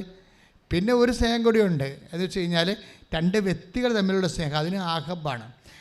ഇസ്രായേലിൻ്റെ ഒരു പ്രത്യേകത, ദൈവത്തിൻ്റെ സ്നേഹം മനസ്സിലാക്കാൻ വേണ്ടിയാണ് ബൈബിൾ എഴുതിയിരിക്കുന്നത്, മനുഷ്യൻ്റെ സ്നേഹം മനസ്സിലാക്കാനല്ല. മനസ്സിലായില്ലേ? ദൈവത്തിന് നമ്മോടുള്ള സ്നേഹം തിരിച്ചറിയാൻ വേണ്ടിയാണ് ബൈബിൾ എഴുതിയിരിക്കുന്നത്. അതുകൊണ്ട് എന്ത് കഥ പറഞ്ഞാലും അതിൻ്റെയൊക്കെ ആന്തരികമായ ഒരു സ്പൈനൽ കോഡ് എന്ന് പറയണത് ലവ് ഓഫ് ഗോഡാണ് സംഭവം. ഇപ്പോൾ എന്താ ഇവിടെ പറയണത്? ആഹബാണ്. ആർക്കുണ്ടായിരുന്നത്? യാക്കോബിന് റാഹേലിനോട് ആഹബ് ഉണ്ടായിരുന്നു, സ്നേഹമുണ്ടായിരുന്നു. അത് കാരണം എന്നാ സംഭവിച്ചിരിക്കണത്? സമയച്ചുരുക്കം സംഭവിച്ചെന്ന്. 7 വർഷം 7 ദിവസമായിട്ട് സംഭവിച്ചുള്ളൂ, അറിഞ്ഞുള്ളൂ. അതാണ് സമയം. അപ്പം സമയച്ചുരുക്കത്തിൻ്റെ കണ്ടൻറ് എന്താണ്? ദൈവസ്നേഹമാണ്. മനസ്സിലായില്ലേ? ഇപ്പം നിങ്ങൾ ദൈവസ്നേഹമില്ലാതെ ഓരോ കാര്യം ചെയ്താൽ ഉടമ്പടി സമയച്ചുരുക്കം സംഭവിക്കത്തില്ല. അതുപോലെ തന്നെ ലൈറ്റ് പെയിൻറ്റിങ് സംഭവിക്കണത് എന്താണ്? 7 വർഷത്തെ കഠിനാധ്വാനമാണ് ആ മനുഷ്യന് ചുമ്മാ ഒരു പേപ്പർ വെയിറ്റ് പോലെ തോന്നിയത്. സിമ്പിളായിട്ട് തോന്നി. അധ്വാനിക്കുന്നതിനെ ഭാരം വഹിക്കുന്നവനെ നിങ്ങൾ എൻ്റെ അടുക്ക വരിക, ഞാൻ നിങ്ങളെ ആശ്വസിപ്പിക്കാം, ഞാൻ ശാന്തശീലനാണ്, വിനീത ഹൃദയനാണ്, എന്നിൽ നിന്ന് പഠിക്കാൻ പറയുമ്പോൾ കർത്താവിൻ്റെ സ്നേഹത്തിൽ നിറഞ്ഞ് കർത്താവിനെ നിങ്ങൾ സ്നേഹിച്ചുകൊണ്ടാണ് അവൻ പറയുന്ന പോലെ ചെയ്തിട്ടുണ്ടെങ്കിൽ തീർച്ചയായിട്ടും ദൈവത്തിന് നിൻ്റെ ഉടമ്പടിയിൽ ടൈം ഷോർട്ടനിങ്ങും ലൈറ്റ് വെയിറ്റിങ്ങും സംഭവിച്ചിരിക്കും, സമയിച്ചിരിക്കും. അതുപോലെ ഭാരലഘുത്വം സംഭവിച്ചിരിക്കും. കൈയിട്ടിച്ച് കർത്താവ്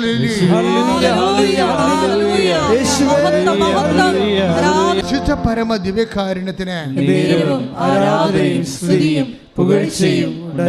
നമ്മൾ ഉടമ്പടിയിൽ സമയച്ചുരുക്കം ഉണ്ടാക്കുന്ന, ഭാരലഘുത്വം ഉണ്ടാക്കുന്ന കണ്ടൻ്റായ ആഹബ് എന്ന് വെച്ച് കഴിഞ്ഞാൽ പരസ്പരമുള്ള സ്നേഹം, ദൈവത്തിന് നമ്മോടുള്ള സ്നേഹം, നമുക്ക് ദൈവത്തോടുള്ള സ്നേഹം. ഇത് കൃത്യമായിട്ട് ഉറപ്പ് വരുത്തിയിട്ട് വേണം നിങ്ങളെ രോഗികളെ കാണാൻ പോകാനും, രോഗികളെ ഭക്ഷണം കൊടുക്കാനും, ആശുപത്രി പോകാനും, ആതുര സേവനത്തിൽ ആതുരത്തിൽ പോകാനും. ഇങ്ങനെ ഓരോ കാര്യം ചെയ്യണമെങ്കിൽ നിങ്ങൾ ചെയ്യണത് എന്തുകൊണ്ടാണ്? നിങ്ങൾ IELTS പാസ്സാകണമെങ്കിൽ ഇത് ചെയ്യണമെന്ന് പറഞ്ഞാണ് ചില ആൾക്കാർ ചെയ്യണത്. അതാണ് ഈ കുഴപ്പം. പറഞ്ഞത് പാസ്സാകത്തില്ല. നിങ്ങൾ ദൈവസ്നേഹത്തിൽ നിറഞ്ഞുകൊണ്ട് കർത്താവിൻ്റെ മഹത്വത്തിന് വേണ്ടി I do it because I love Jesus. അതാണ് വിഷയം. ദൈവത്തെ സ്നേഹിക്കണമെന്ന് ദൈവത്തിന് തോന്നിയാലേ പിന്നെ ദൈവത്തിന് വല്ലാത്തൊരവസ്ഥയാണ്. അതായത് ദൈവത്തെ നമ്മൾ സ്നേഹിക്കണമെന്ന് പണ്ട് റൂത്തില്ലേ ബൈബിളിൽ? റൂത്ത് എന്താണ്? മഹ്ലോൻ മരിച്ചു കഴിഞ്ഞപ്പോൾ റൂത്ത് എന്താണ് നവോമിയോട് പറഞ്ഞത്? റൂത്ത് എന്ന് പറഞ്ഞാൽ എന്താണ്? പഴയ നിയമത്തിലെ ഒരു കഥാപാത്രം. മോവാബുകാരത്തിയാണ്, ഇസ്രായേൽക്കാരത്തി അല്ല, അയഹൂദനാണ്. പക്ഷേ റൂത്ത് എങ്ങനെയാണ് കർത്താവിൻ്റെ കുടുംബത്തിലേക്ക് വന്നത്? ഒറ്റ വർത്തമാനം കൊണ്ട് വന്നതാണ്. റൂത്ത് മൊവാബുകാരത്തിയാണ്. മൊവാബിൻ്റെ കാര്യം അറിയാമല്ലോ. ലോത്തിൻ്റെ പെമ്മക്കൾ അപ്പനെ പ്രാപിച്ചുണ്ടാക്കിയ ആൾക്കാരാണ് മൊവാബുകാർ. നോക്കണം, ഒരു കാലത്ത് ഒരു തലമുറ അവർ പാപമായിരുന്നു, പാപത്തിൽ ജീവിച്ച ആൾക്കാരാണ്. പെമ്മക്കൾ തന്നെ അപ്പനെ വെള്ളം അടുപ്പിച്ചിട്ട് അപ്പനെ പ്രാപിച്ച് ഉണ്ടാക്കിയ മക്കളാണ് മൊവാബുകാർ. ഈ മൊവാബുകാരുടെ സന്തതിയാണ് റൂത്ത്. ഈ റൂത്ത് പക്ഷേ ഒരു കാലത്ത് അവളുടെ ഭർത്താവ് മഹ്ലോൻ മരിച്ചു കഴിഞ്ഞപ്പോൾ അവൾ നവോമി, മഹ്ലോൻ്റെ അമ്മ നവോമി റൂത്തിനോട് പറഞ്ഞു, മകളെ, നിൻ്റെ ഭർത്താവ് മരിച്ചില്ലേ, ഇനി നിൻ്റെ ചാർച്ചക്കാലിലേക്ക് പോയി രണ്ടാമത് വിവാഹം കഴിച്ചു, നീ സമാധാനം ജീവിക്കാൻ പറഞ്ഞു. അപ്പോൾ റൂത്ത് പറഞ്ഞ്, ഞാൻ പോകത്തില്ല. അതാണ് പ്രശ്നം, ഞാൻ പോകത്തില്ല. എന്താ കാര്യം? എൻ്റെ അമ്മ പോകുന്ന സ്ഥലത്ത് ഞാൻ പോകും, അമ്മ വസിക്കുന്നിടത്ത് ഞാൻ വസിക്കും, അമ്മ തിന്നണ ഭക്ഷണം ഞാൻ തിന്നും, അമ്മ എവിടെയാണ് വർക്ക് ചെയ്യണത് വസിക്കണം അവിടെ വസിക്കും. ഒരു വല്ലാത്ത വർത്തമാനം റൂത്ത് പറഞ്ഞ്, ദൈവം ഒരു കാലത്തും മറക്കാത്തൊരു വർത്തമാനം റൂത്ത് പറഞ്ഞ്, ഇനി മുതൽ അമ്മയുടെ ദൈവം എൻ്റെ ദൈവം. അതാണ് ദൈവസ്നേഹം എന്ന് പറയണത്. അവൾ ഇത്രയും പറഞ്ഞത്, അമ്മ പോകുന്നിടത്ത് ഞാൻ വരും, അമ്മ വസിക്കുന്നിടത്ത് ഞാൻ രണ്ടാമത് കല്യാണം കഴിക്കാനോ എൻ്റെ നാട്ടിൽ പോകാനോ എന്നോട് പറയരുത്. എനിക്ക് നിങ്ങളാണ് അമ്മ. അമ്മ എവിടെ പോകുന്നു അവിടെ ഞാൻ വരും, ഞാൻ താമസിക്കും. അമ്മയുടെ ദൈവം എൻ്റെ ദൈവം, അമ്മയുടെ ബന്ധുക്കൾ എൻ്റെ ബന്ധുക്കൾ. അതിൽ ഒരു സാധനം, ഒരു കണ്ടൻ്റ് ഉണ്ട് ദൈവസ്നേഹത്തിൻ്റെ. We are speaking about the fruits of the love of God. ഒരു ദൈവസ്നേഹത്തിൻ്റെ ഫലങ്ങൾ, ആത്മാവിൻ്റെ ഫലങ്ങളെക്കുറിച്ചാണ് V are talking.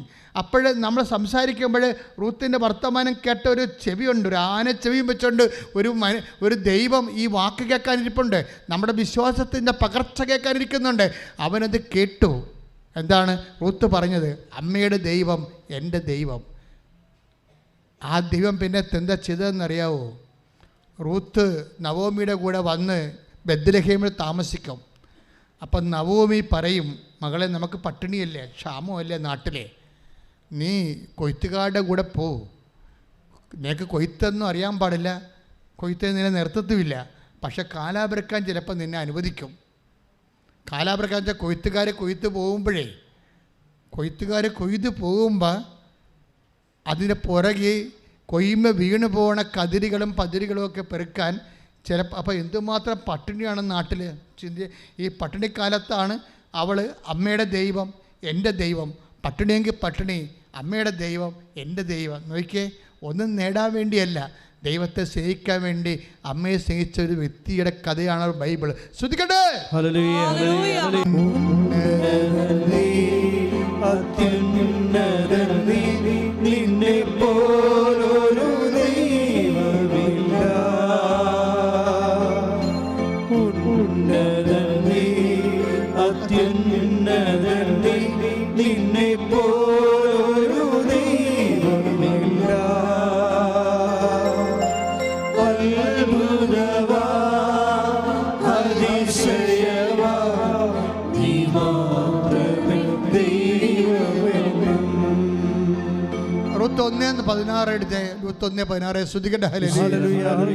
Ruth 1:16 Ruth പറഞ്ഞു, അമ്മയെ ഉപേക്ഷിക്കാനോ കൂടെ പോരാതിരിക്കാനോ എന്നോട് പറയരുത്. അമ്മ പോകുന്നിടത്ത് ഞാനും വരും, വസിക്കുന്നിടത്ത് ഞാനും വസിക്കും. അമ്മയുടെ ചാർച്ചക്കാർ എന്റെ ചാർച്ചക്കാരും അമ്മയുടെ ദൈവം എന്റെ ദൈവവുമായിരിക്കും.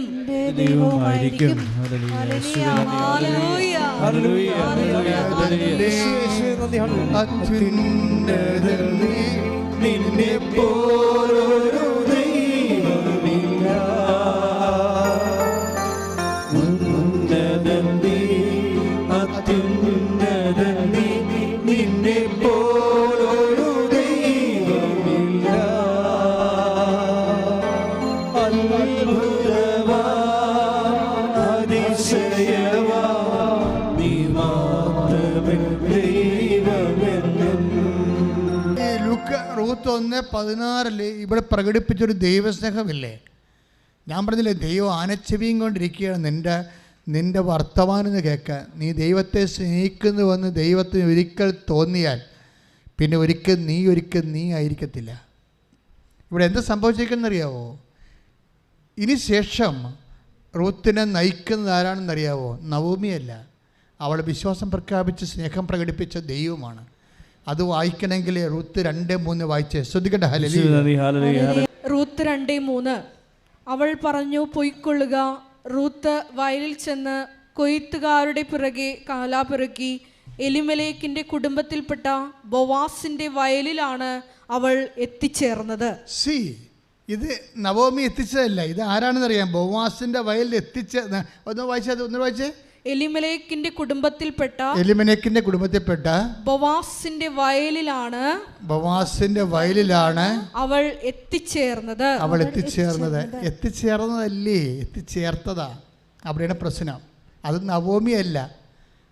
അവളെ സ്നേഹിച്ചൊരു ദൈവമില്ലേ? ആ ദൈവത്തിന് നീ സ്നേഹിക്കണ നിന്റെ ദൈവത്തിനറിയാം നീ എവിടെയാണ് എത്തിച്ചേരേണ്ടതെന്ന്. കൈയടിച്ച് കർത്താൻ. ഇത് ഇന്നത്തെ ധ്യാനത്തിൻ്റെ ഒരു മർമ്മമാണ്. രാവിലെ ഈശോ എന്നോട് പറഞ്ഞതാണ് ഇതൊക്കെ. അല്ല, ഇന്നലെ വരെ എനിക്കത് അറിയത്തില്ല. അതായത് നമ്മളെ ആരും എത്തിച്ചേർക്കുകയല്ല, നമ്മൾ എത്തിച്ചേരുകയില്ല. ഓട്ടോമാറ്റിക്കായിട്ട് നിൻ്റെ ദൈവം നിന്നെ എത്തിച്ചേർക്കുകയാണ്. നീ എത്തേണ്ട സ്ഥലം ദൈവം നിശ്ചയിച്ചിരിക്കുന്നു. ദൈവപൈതലെ, ദൈവത്തെ നീ സ്നേഹിക്കുക, ദൈവത്തെ നീ സ്നേഹിക്കുക. ശ്രദ്ധിക്കട്ടെ. ഇനി കർത്താവിൻ്റെ ഒരു കൈ കൂടി ഇതിൻ്റെ അകത്ത് വരും എന്ന് വെച്ച് കഴിഞ്ഞാൽ, ഈ ബോവാസ് ആരാണെന്ന് നമുക്കറിയാം. എലിമലേക്കിൻ്റെ കുടുംബത്തിൽപ്പെട്ട ആളാണ്. ഈ ബോവാസ് ആണ് റൂത്തിന്, മോവാബുകാരത്തെ റൂത്തിനെ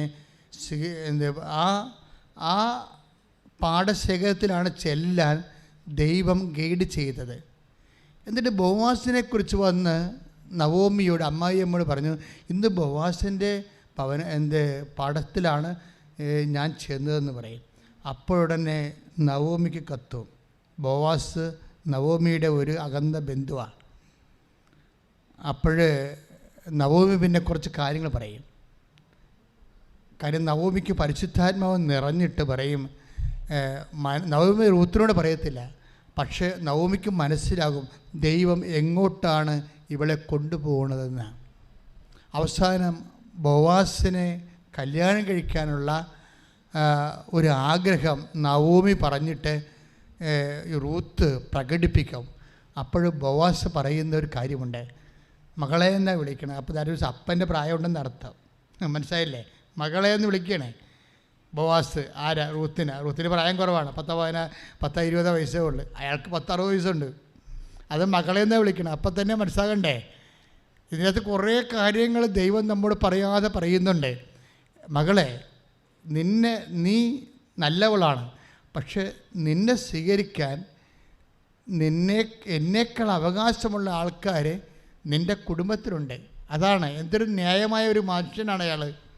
എന്താ പ്രസവജനം? മഹ്ലോൻ, ഇസ്രായേലിൻ്റെ നിയമം എന്താ വെച്ചാൽ, മഹ്ലോൻ ഈ നവോമിയുടെ മകനാണ്.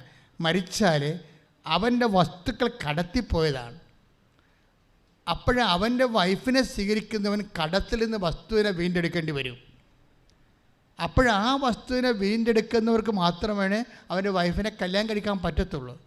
അപ്പോൾ അങ്ങനെ വരുമ്പോൾ ബോവാസ് പറയും, നിൻ്റെ കുടുംബത്തിലെ ഞാനല്ല അവകാശി, നിൻ്റെ അവകാശി, നിന്നെ സ്വീകരിക്കേണ്ട ആൾ വേറെയുണ്ട്.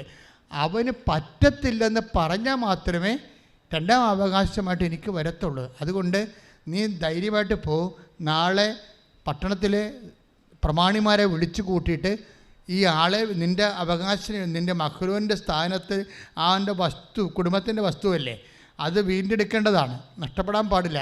അത് വീണ്ടെടുക്കേണ്ട ആളിന് അത് വീണ്ടെടുക്കാൻ പറ്റുമോ ഇല്ലയോ എന്ന് ചോദിച്ച് ഉറപ്പ് വരുത്തണമെന്ന് പറയും. അങ്ങനെ ഉറപ്പ് വരുത്തുമ്പോൾ അയാളെ കണ്ടുപിടിക്കും. ബോസ് പിറ്റേ ദിവസം കണ്ടുപിടിക്കും. അയാളെ കണ്ടുപിടിക്കുമ്പോൾ അയാൾ പറയും, എനിക്ക് ബാധ്യതയൊക്കെ ഉണ്ട്, തന്നെയല്ല എൻ്റെ കുടുംബത്തിൻ്റെ അവകാശം പോകുന്ന ഒരു പരിപാടിയാണത്, അതുകൊണ്ട് ഞാൻ അതിന് തയ്യാറല്ലെന്ന് പറയും. അങ്ങനെയാണ് ബോവാസ് റൂത്തിനെ കല്യാണം കഴിക്കുകയും മഹ്‌ലൂലിൻ്റെ വസ്തു പണം കൊടുത്ത് തിരിച്ചെടുക്കുകയും ചെയ്യുന്നത്. പക്ഷേ അതുകൊണ്ട് ആ വിഷയം അവസാനിക്കണില്ല. അമ്മയുടെ ദൈവം എൻ്റെ ദൈവം എന്ന് പറഞ്ഞ ഒറ്റ വാക്ക് കൊണ്ട് തന്നെ പിന്നീട് ദൈവം ഇവളെ അങ്ങ് മകളായിട്ട് അങ്ങോട്ട് ഏറ്റെടുക്കും. ആ ഒരു വാക്ക് നമ്മുടെ നാക്കുകൊണ്ട് എന്ത് പറയുന്നു, അപ്പോഴാണ് ദൈവം ആരാണെന്ന് നമ്മൾ മനസ്സിലാക്കണത്. ബോവാസ് റൂത്തുമായിട്ട് ഭാര്യ ഭർത്താക്കന്മാരുടെ നിലയിൽ അവർ സംയോജിച്ച് കഴിയുമ്പോൾ ബൈബിൾ പറയുന്നൊരു വാക്കുണ്ട്. ശ്രദ്ധിക്കട്ടെ. ഹല്ലേലൂയ.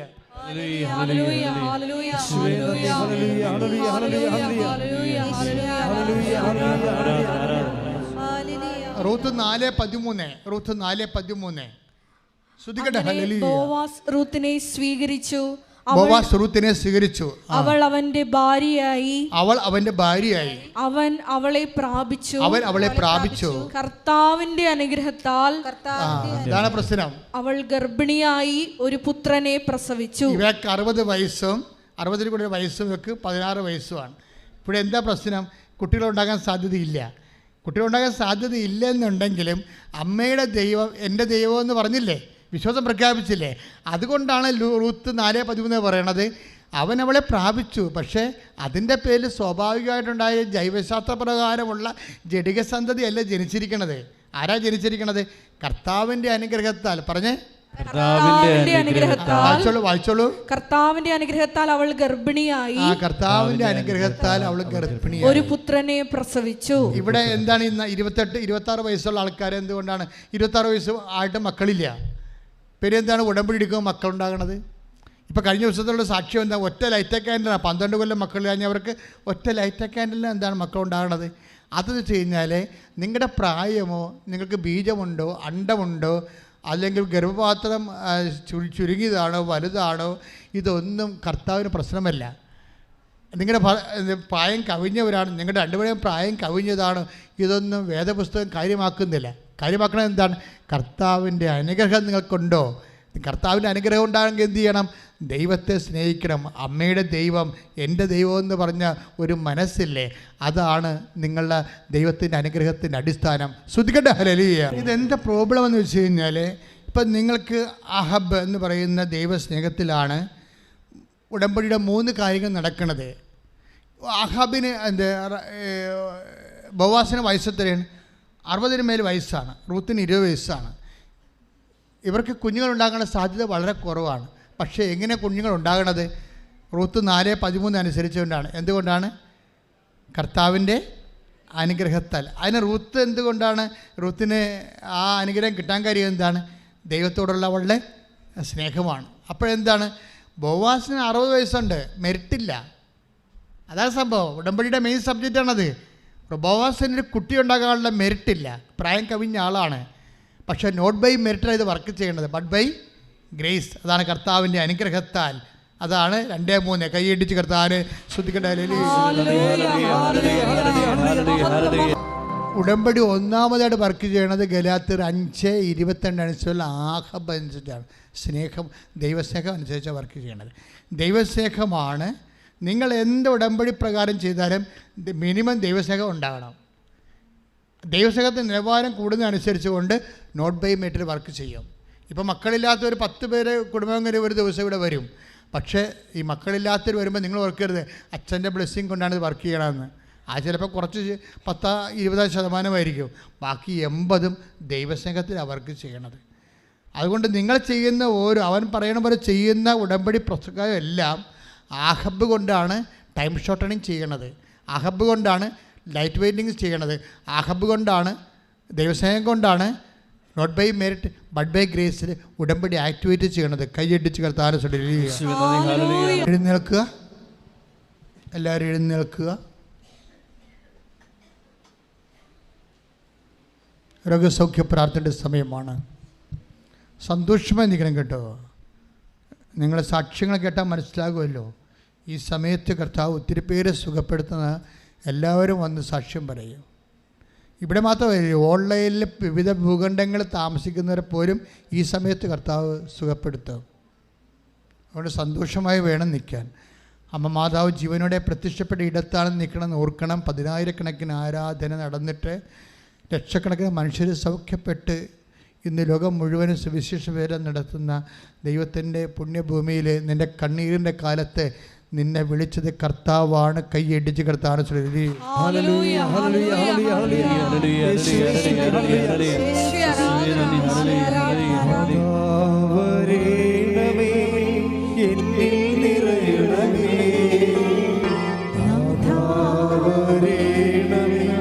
സൗഖ്യം നൽകണമേ,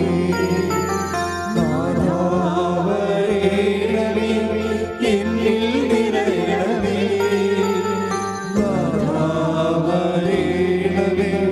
സൗഖ്യം നൽകണമേ. എൻ്റെ പ്രിയപ്പെട്ടവരെ, ഉദരവേദന ഉള്ളവരെ സന്തോഷത്തോടെ ഉദരത്തിൽ കൈവെക്കുക. നിങ്ങൾ ഇന്ന് കാണുന്ന ഈജിപ്ഷ്യക്കാരെ നാളെ നിങ്ങൾ കാണത്തില്ലെന്ന് പറയുന്നത് പോലെ തന്നെയാണ് നിങ്ങൾ ഇന്ന് അനുഭവിക്കുന്ന രോഗവും വേദനയും നാളെ നിങ്ങളുടെ ശരീരത്തിൽ ഉണ്ടാകത്തില്ല. അതുകൊണ്ട് തന്നെ ഉദരവേദന ഉള്ളവരെ, അവരിന് ബ്ലീഡിംഗ് ഉള്ളവരെ അടിവയറ്റി കൈവെക്കണം. RSS ഉള്ളവരും അടിവയറ്റി കൈവെക്കണം. PCOD, അതുപോലെ തന്നെ പിസ്തുല രോഗികൾ എല്ലാവരും, നടുവേദനക്കാർ, കിഡ്നി രോഗികളും നടുവിൽ കൈവച്ച് പ്രാർത്ഥിക്കണം. അച്ഛൻ പ്രാർത്ഥിക്കുമ്പോൾ അറിയാവുന്നൊരു വിശ്വാസ പ്രമാണം ചെല്ലണം, അല്ലാത്തൊരു സ്തുതിക്കണം. സ്തുതിക്കട്ടെ. ഹല്ലേലൂയ. കർത്താവായ മിശിഹായേ, നിന്റെ വിശുദ്ധ പൗരോഹിത്യത്തെ മഹത്വപ്പെടുത്തണമെന്ന് പ്രാർത്ഥിക്കുന്നു. സഭയിലുള്ള സാന്നിധ്യം പ്രകടമാക്കണമേ. 36 വർഷം ഞാൻ അർപ്പിച്ച കൃപാനയുടെ യോഗ്യതയാണ്. കൃപാസനം അൾത്താറെ ജീവനോടെ പ്രത്യക്ഷപ്പെട്ട മാതാവിൻ്റെ മാധ്യസ്ഥത്തിലെ പിതാവിൻ്റെയും പുത്രൻ്റെയും പരിശുദ്ധാത്മ നാമത്തിൽ കൽപ്പിക്കുന്ന മാരക രോഗങ്ങൾ, തീരാവ്യാധികൾ യേശുനാമത്തിൽ സൗഖ്യം പ്രാപിക്കട്ടെ. ശ്രദ്ധിക്കട്ടെ. മക്കളെ, ദൈവത്തെ സ്നേഹിക്കുക എന്നതായിരുന്നു ഇന്ന് മുഴുവനും ആത്മാവ് പറഞ്ഞുകൊണ്ടിരുന്നത്. എൻ്റെ മക്കൾ ദൈവത്തെ സ്നേഹിക്കണമെന്ന് ഉറപ്പ് വരുത്തണം. ഇനി പുറത്തിറങ്ങുമ്പോൾ നേരത്തെ ഉള്ളതിനേക്കാൾ 10 മടങ്ങ് ഞാൻ ദൈവസ്നേഹത്തോടെ ഉടമ്പടി നിറവേറ്റുമെന്ന് ദൈവത്തോട് പറയുക. എന്നിട്ട് നിങ്ങൾ ശ്വാസകോശ രോഗികളെ നെഞ്ചി കൈവച്ച് പ്രാർത്ഥിക്കുക. കരൾ രോഗികൾ നെഞ്ചിൻ്റെ താഴെ കൈവച്ച് പ്രാർത്ഥിക്കുക. ശരീരത്തിൽ മുഴയുള്ള സ്ഥലത്ത് കൈവച്ച് പ്രാർത്ഥിക്കുക. ഒരു കാര്യം എൻ്റെ മക്കളോട് ഞാൻ പറയാൻ ആഗ്രഹിക്കുന്നു.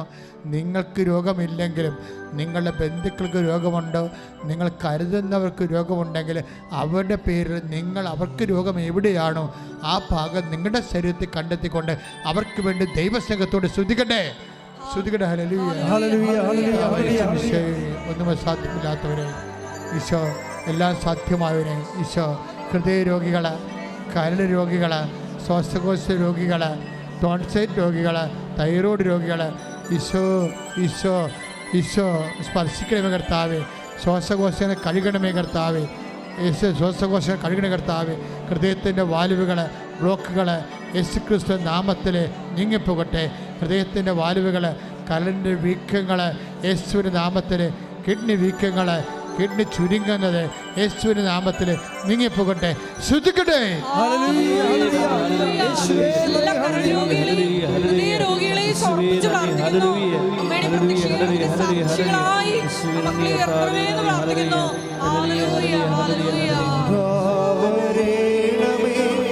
എന്നിൽ നിറയണമേ, സൗഖ്യം നൽകണമേ,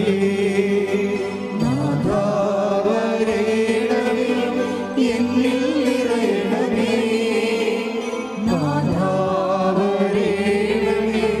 സൗഖ്യം നൽകണമേ. മക്കളെ, ശിരസിൻ്റെ രോഗികൾ ശ്രദ്ധിക്കുക.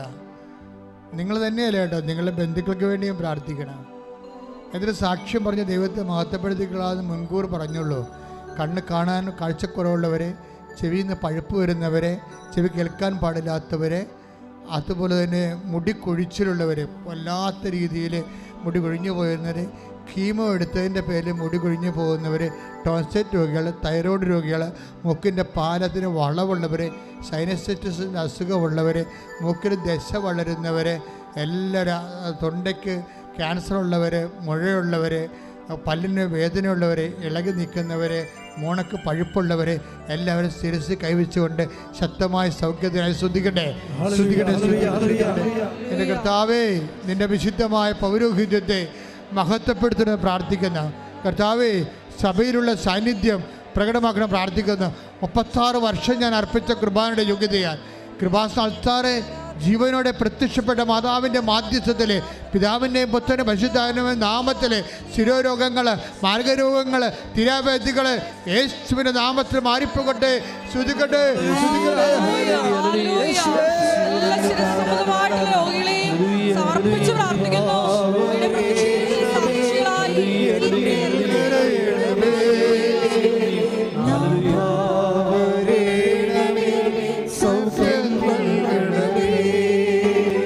മക്കളെ, ഉള്ളംകാലം മുതൽ ഉച്ചവരെ കാലിലുള്ള കുഴിനഖം ഉൾപ്പെടെ ഉള്ളംകാലം മുതൽ ഉച്ചവരെയുള്ള മാരക രോഗങ്ങളെയും തീരാവ്യാധികളെയും കർത്താവ് സുഖപ്പെടുത്തുന്ന സമയമാണ്. ശരീരത്തിൽ അകത്തുള്ള ആന്തരിക അവയവങ്ങൾക്കുണ്ടാകുന്ന പോരായ്മകൾ, ഗ്രന്ഥികളുടെ വീക്കം, ഗ്രന്ഥികളെ സ്രാവ് ഉൽപ്പാദിപ്പിക്കാത്ത അവസ്ഥകൾ, അതുപോലെ ഇമ്പോർട്ടൻ്റ് ആയിട്ടുള്ള അവസ്ഥകൾ, മക്കളുണ്ടാകാൻ സാധ്യതയില്ലാത്ത ശാരീരിക ജനിതകമായ തകരാറുകൾ എല്ലാം ഉള്ളവർക്ക് വേണ്ടി പ്രാർത്ഥിക്കാൻ പോവുകയാണ്.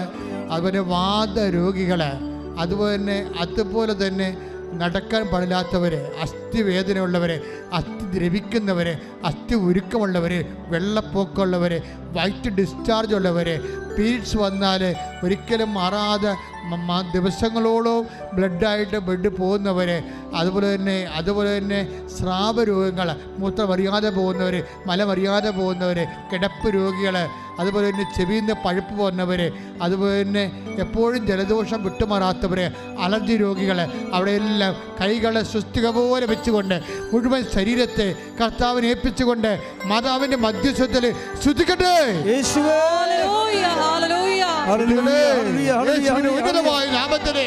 യേശുവിന്റെ ഉന്നതമായ നാമത്തില്, സഭയുടെ അധികാരത്തില്, കുരിശിന്റെ അടയാളത്തില്, ദൈവനാമത്തില് സൗഖ്യം പ്രാപിക്കട്ടെ.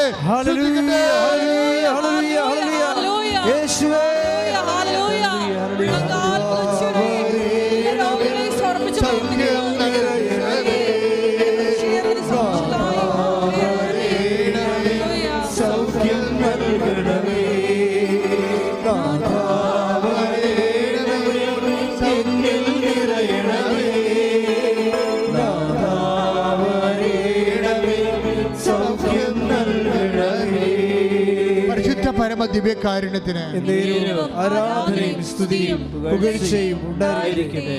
എൻ്റെ പ്രിയപ്പെട്ടവരെ, ഇനി പ്രാർത്ഥിക്കാൻ പോകുന്ന ജീവിത ആവശ്യങ്ങൾക്ക് വേണ്ടിയാണ് പ്രാർത്ഥിക്കുന്നത്. ജോലിയില്ലാത്തവരെ, ജപ്തി നടപടി നേരിടുന്നവരെ, പരീക്ഷ എഴുതാൻ പോകുന്ന മക്കള്, പ്രത്യേകിച്ച് SLC പരീക്ഷയ്ക്ക് വേണ്ടി ഒരുങ്ങിക്കൊണ്ടിരിക്കുന്ന മക്കള്, പ്രൊഫഷണൽ പരീക്ഷയ്ക്ക് വേണ്ടി ഒരുങ്ങിക്കൊണ്ടിരിക്കുന്ന മക്കളെ, മത്സര പരീക്ഷയ്ക്ക് വേണ്ടി ഒരുങ്ങിക്കൊണ്ടിരിക്കുന്ന മക്കളെ, അവർക്കെല്ലാം വേണ്ടി പ്രാർത്ഥിക്കുന്ന സമയമാണ്. വിവാഹം ഒത്തുവരാത്തവരെ, വീടില്ലാത്തവരെ, വിദേശ ജോലിക്ക് വേണ്ടി ഓഫർ ലെറ്റർ വരികയും കറസ്പോണ്ടിങ് ഇരിക്കുന്നവരും പണം കൊടുത്തിട്ട് വിസ ലഭിക്കാതിരിക്കുന്നവർക്ക് വേണ്ടി പ്രാർത്ഥിക്കുന്ന സമയമാണ്. അതുപോലെ തന്നെ വീടില്ലാത്തവരെ, വിദേശ ജോലികൾ ചെയ്യുന്നുണ്ടെങ്കിലും അവർക്ക് അവിടെ ശമ്പളം കിട്ടുന്നത് അവിടെ തന്നെ ചിലവാക്കാനും വീട്ടിൽ വാടക കൊടുക്കാനും ഭക്ഷണത്തിനുമേ ഉള്ളൂ കാശ്. വീട്ടിലെ കടങ്ങൾ മാറാൻ പറ്റുന്നില്ല, ജോലി ഒഴിയണോ, പുതിയ ജോലി കിട്ടുമോ എന്നറിയാൻ പാടില്ലാതെ വിഷമിക്കുന്നവരുണ്ട്. അതുപോലെ ജയിലിൽ കിടക്കുന്നവരുണ്ട്, വിദേശത്തും സ്വദേശത്തും പോസ്കോ കേസിൽ പെട്ടവരുണ്ട്. ഇങ്ങനെയുള്ള എല്ലാ വിഷയങ്ങളും തെറ്റായ രീതിയിൽ ഒത്തിരി പേര് പോസ്കോ കേസിൽ പെട്ടിരുന്നുണ്ട്. ഒത്തിരിയേറെ പേര് കണ്ണീര് ഇവിടെ വരും. ചില മരുമക്കളൊക്കെ അങ്ങനെ ചെയ്യുന്നുണ്ട്. അമ്മായിയപ്പന്മാരെ, മക്കളോടുള്ള അമ്മായിയമ്മയോടുള്ള വൈരാഗ്യം കാരണം അമ്മായിയപ്പന്മാരെ പോസ്കോ കേസിൽ പെടുത്തും. നിങ്ങൾ ഓർക്കേണ്ട ഒരു കാര്യമുണ്ട്, നിങ്ങൾക്ക് ദൈവം ഇല്ലെന്നുള്ള ധാരണയിലാണ് ഇങ്ങനെയുള്ള പണിയെല്ലാം ചെയ്യണത് നിങ്ങൾ. പക്ഷെ ദൈവം ഉണ്ടോ എന്നുള്ളത് നിങ്ങൾ മരിക്കണമെന്ന് അറിയേണ്ടി വരും. ഒന്നുറങ്ങിയാൽ നേരം വെളുക്കത്തില്ല. അത് ദൈവത്തിൽ നിരക്കാത്തത് ആര് ചെയ്താലും നീ ഇവിടെ വെച്ച് തന്നെ അത് വീട്ടിൽ തീർക്കേണ്ടി വരും. ഒരു സംശയമില്ല കാര്യത്തിൽ. നിൻ്റെ അന്ത്യം ഇന്നത്തോടുകൂടി തുടങ്ങാൻ പോവുകയാണ്. മര്യാദക്ക് മാനസാന്തരപ്പെട്ട് കർത്താവിൽ വിശ്വസിച്ചുകൊണ്ട് തെറ്റിലും തിരിഞ്ഞു പോകണം. തെറ്റായിട്ടാണ് നീ കേസ് കൊടുത്തിരിക്കുന്നത്, നീ കേസ് പിൻവലിക്കണം, നാണം കെട്ട് പിൻവലിക്കണം. എന്താ കാര്യം വെച്ച് കഴിഞ്ഞാൽ നീ തെറ്റ് ചെയ്ത വ്യക്തിയാണ്, വലിയ നാണം കടൽ നിനക്ക് വരാൻ പോകുന്നുണ്ട്. അത് ഉണ്ടാക്കാതിരിക്കാനാണ് ഇപ്പോഴിത് പറയണത്. ഇതൊരു അവസരമാണ്. ആ മാനസാന്തരം എപ്പോഴും അവസരമായിരിക്കും, പ്രത്യേകിച്ച് നോൻപ് കാലത്ത്. ശ്രദ്ധിക്കട്ടെ. കർത്താവേ, എൻ്റെ മക്കൾക്ക് വേണ്ടി പ്രാർത്ഥിക്കുന്ന കർത്താവേ, എല്ലാവർക്കും വേണ്ടി പ്രാർത്ഥിക്കുന്ന കർത്താവ്. വീടില്ലാത്തവര്, ജോലിയില്ലാത്തവര്, കേസ് അകപ്പെട്ടിരിക്കുന്നവര്, പല തരത്തിലുള്ള വേദനകളിൽ അകപ്പെട്ടിരിക്കുന്നവര്, കണ്ണീരോടെ പ്രാർത്ഥിക്കുന്ന കർത്താവേ. ഈശോ, ജീവിതമാർഗം മുട്ടിപ്പോയവരെ, വാടക താമസിക്കുന്നവര്, വാടക ഒഴിഞ്ഞു പോകാത്തവര്, ഒഴിഞ്ഞു പോകാൻ പോകുന്നവർക്ക് ജീവിക്കാൻ മാർഗമില്ലാത്തവര്, അങ്ങനെ എല്ലാ വിധത്തിലും വേദന, എല്ലാ വിധത്തിലും വേദനിപ്പിക്കുന്നവരെ ആശ്വസിപ്പിക്കുന്ന ദൈവമേ, യേശുവിന്റെ നാമത്തില് മാർഗ ദുരിതങ്ങള് മാറിപ്പോകട്ടെ. എല്ലാ ജീവിത ദുരിതങ്ങളെയും സമർപ്പിച്ച് പ്രാർത്ഥിക്കുന്നു. സാക്ഷിയായി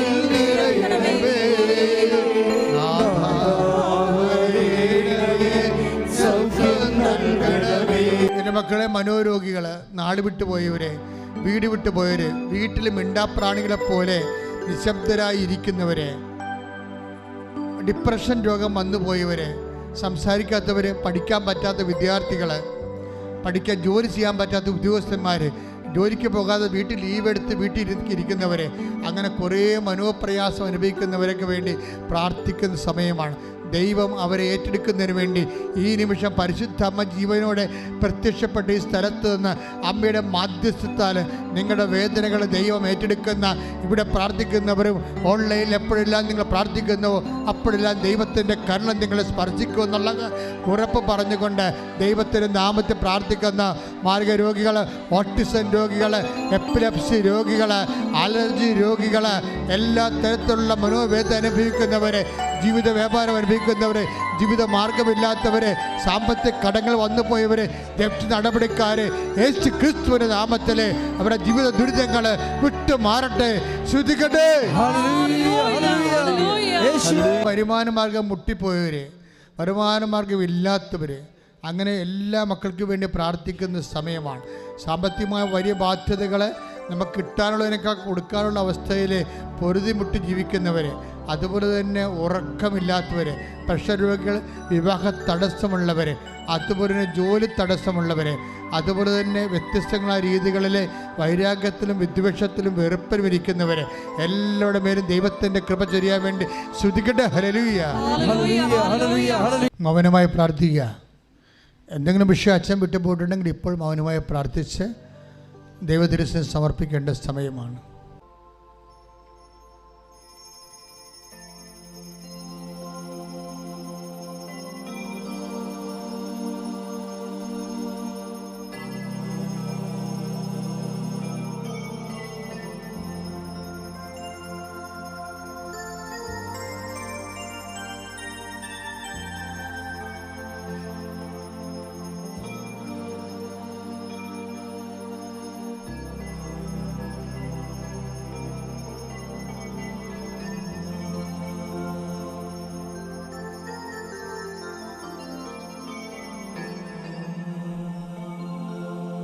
പരിശുദ്ധ പരമമാ ദിവ്യകാരുണ്യമേ,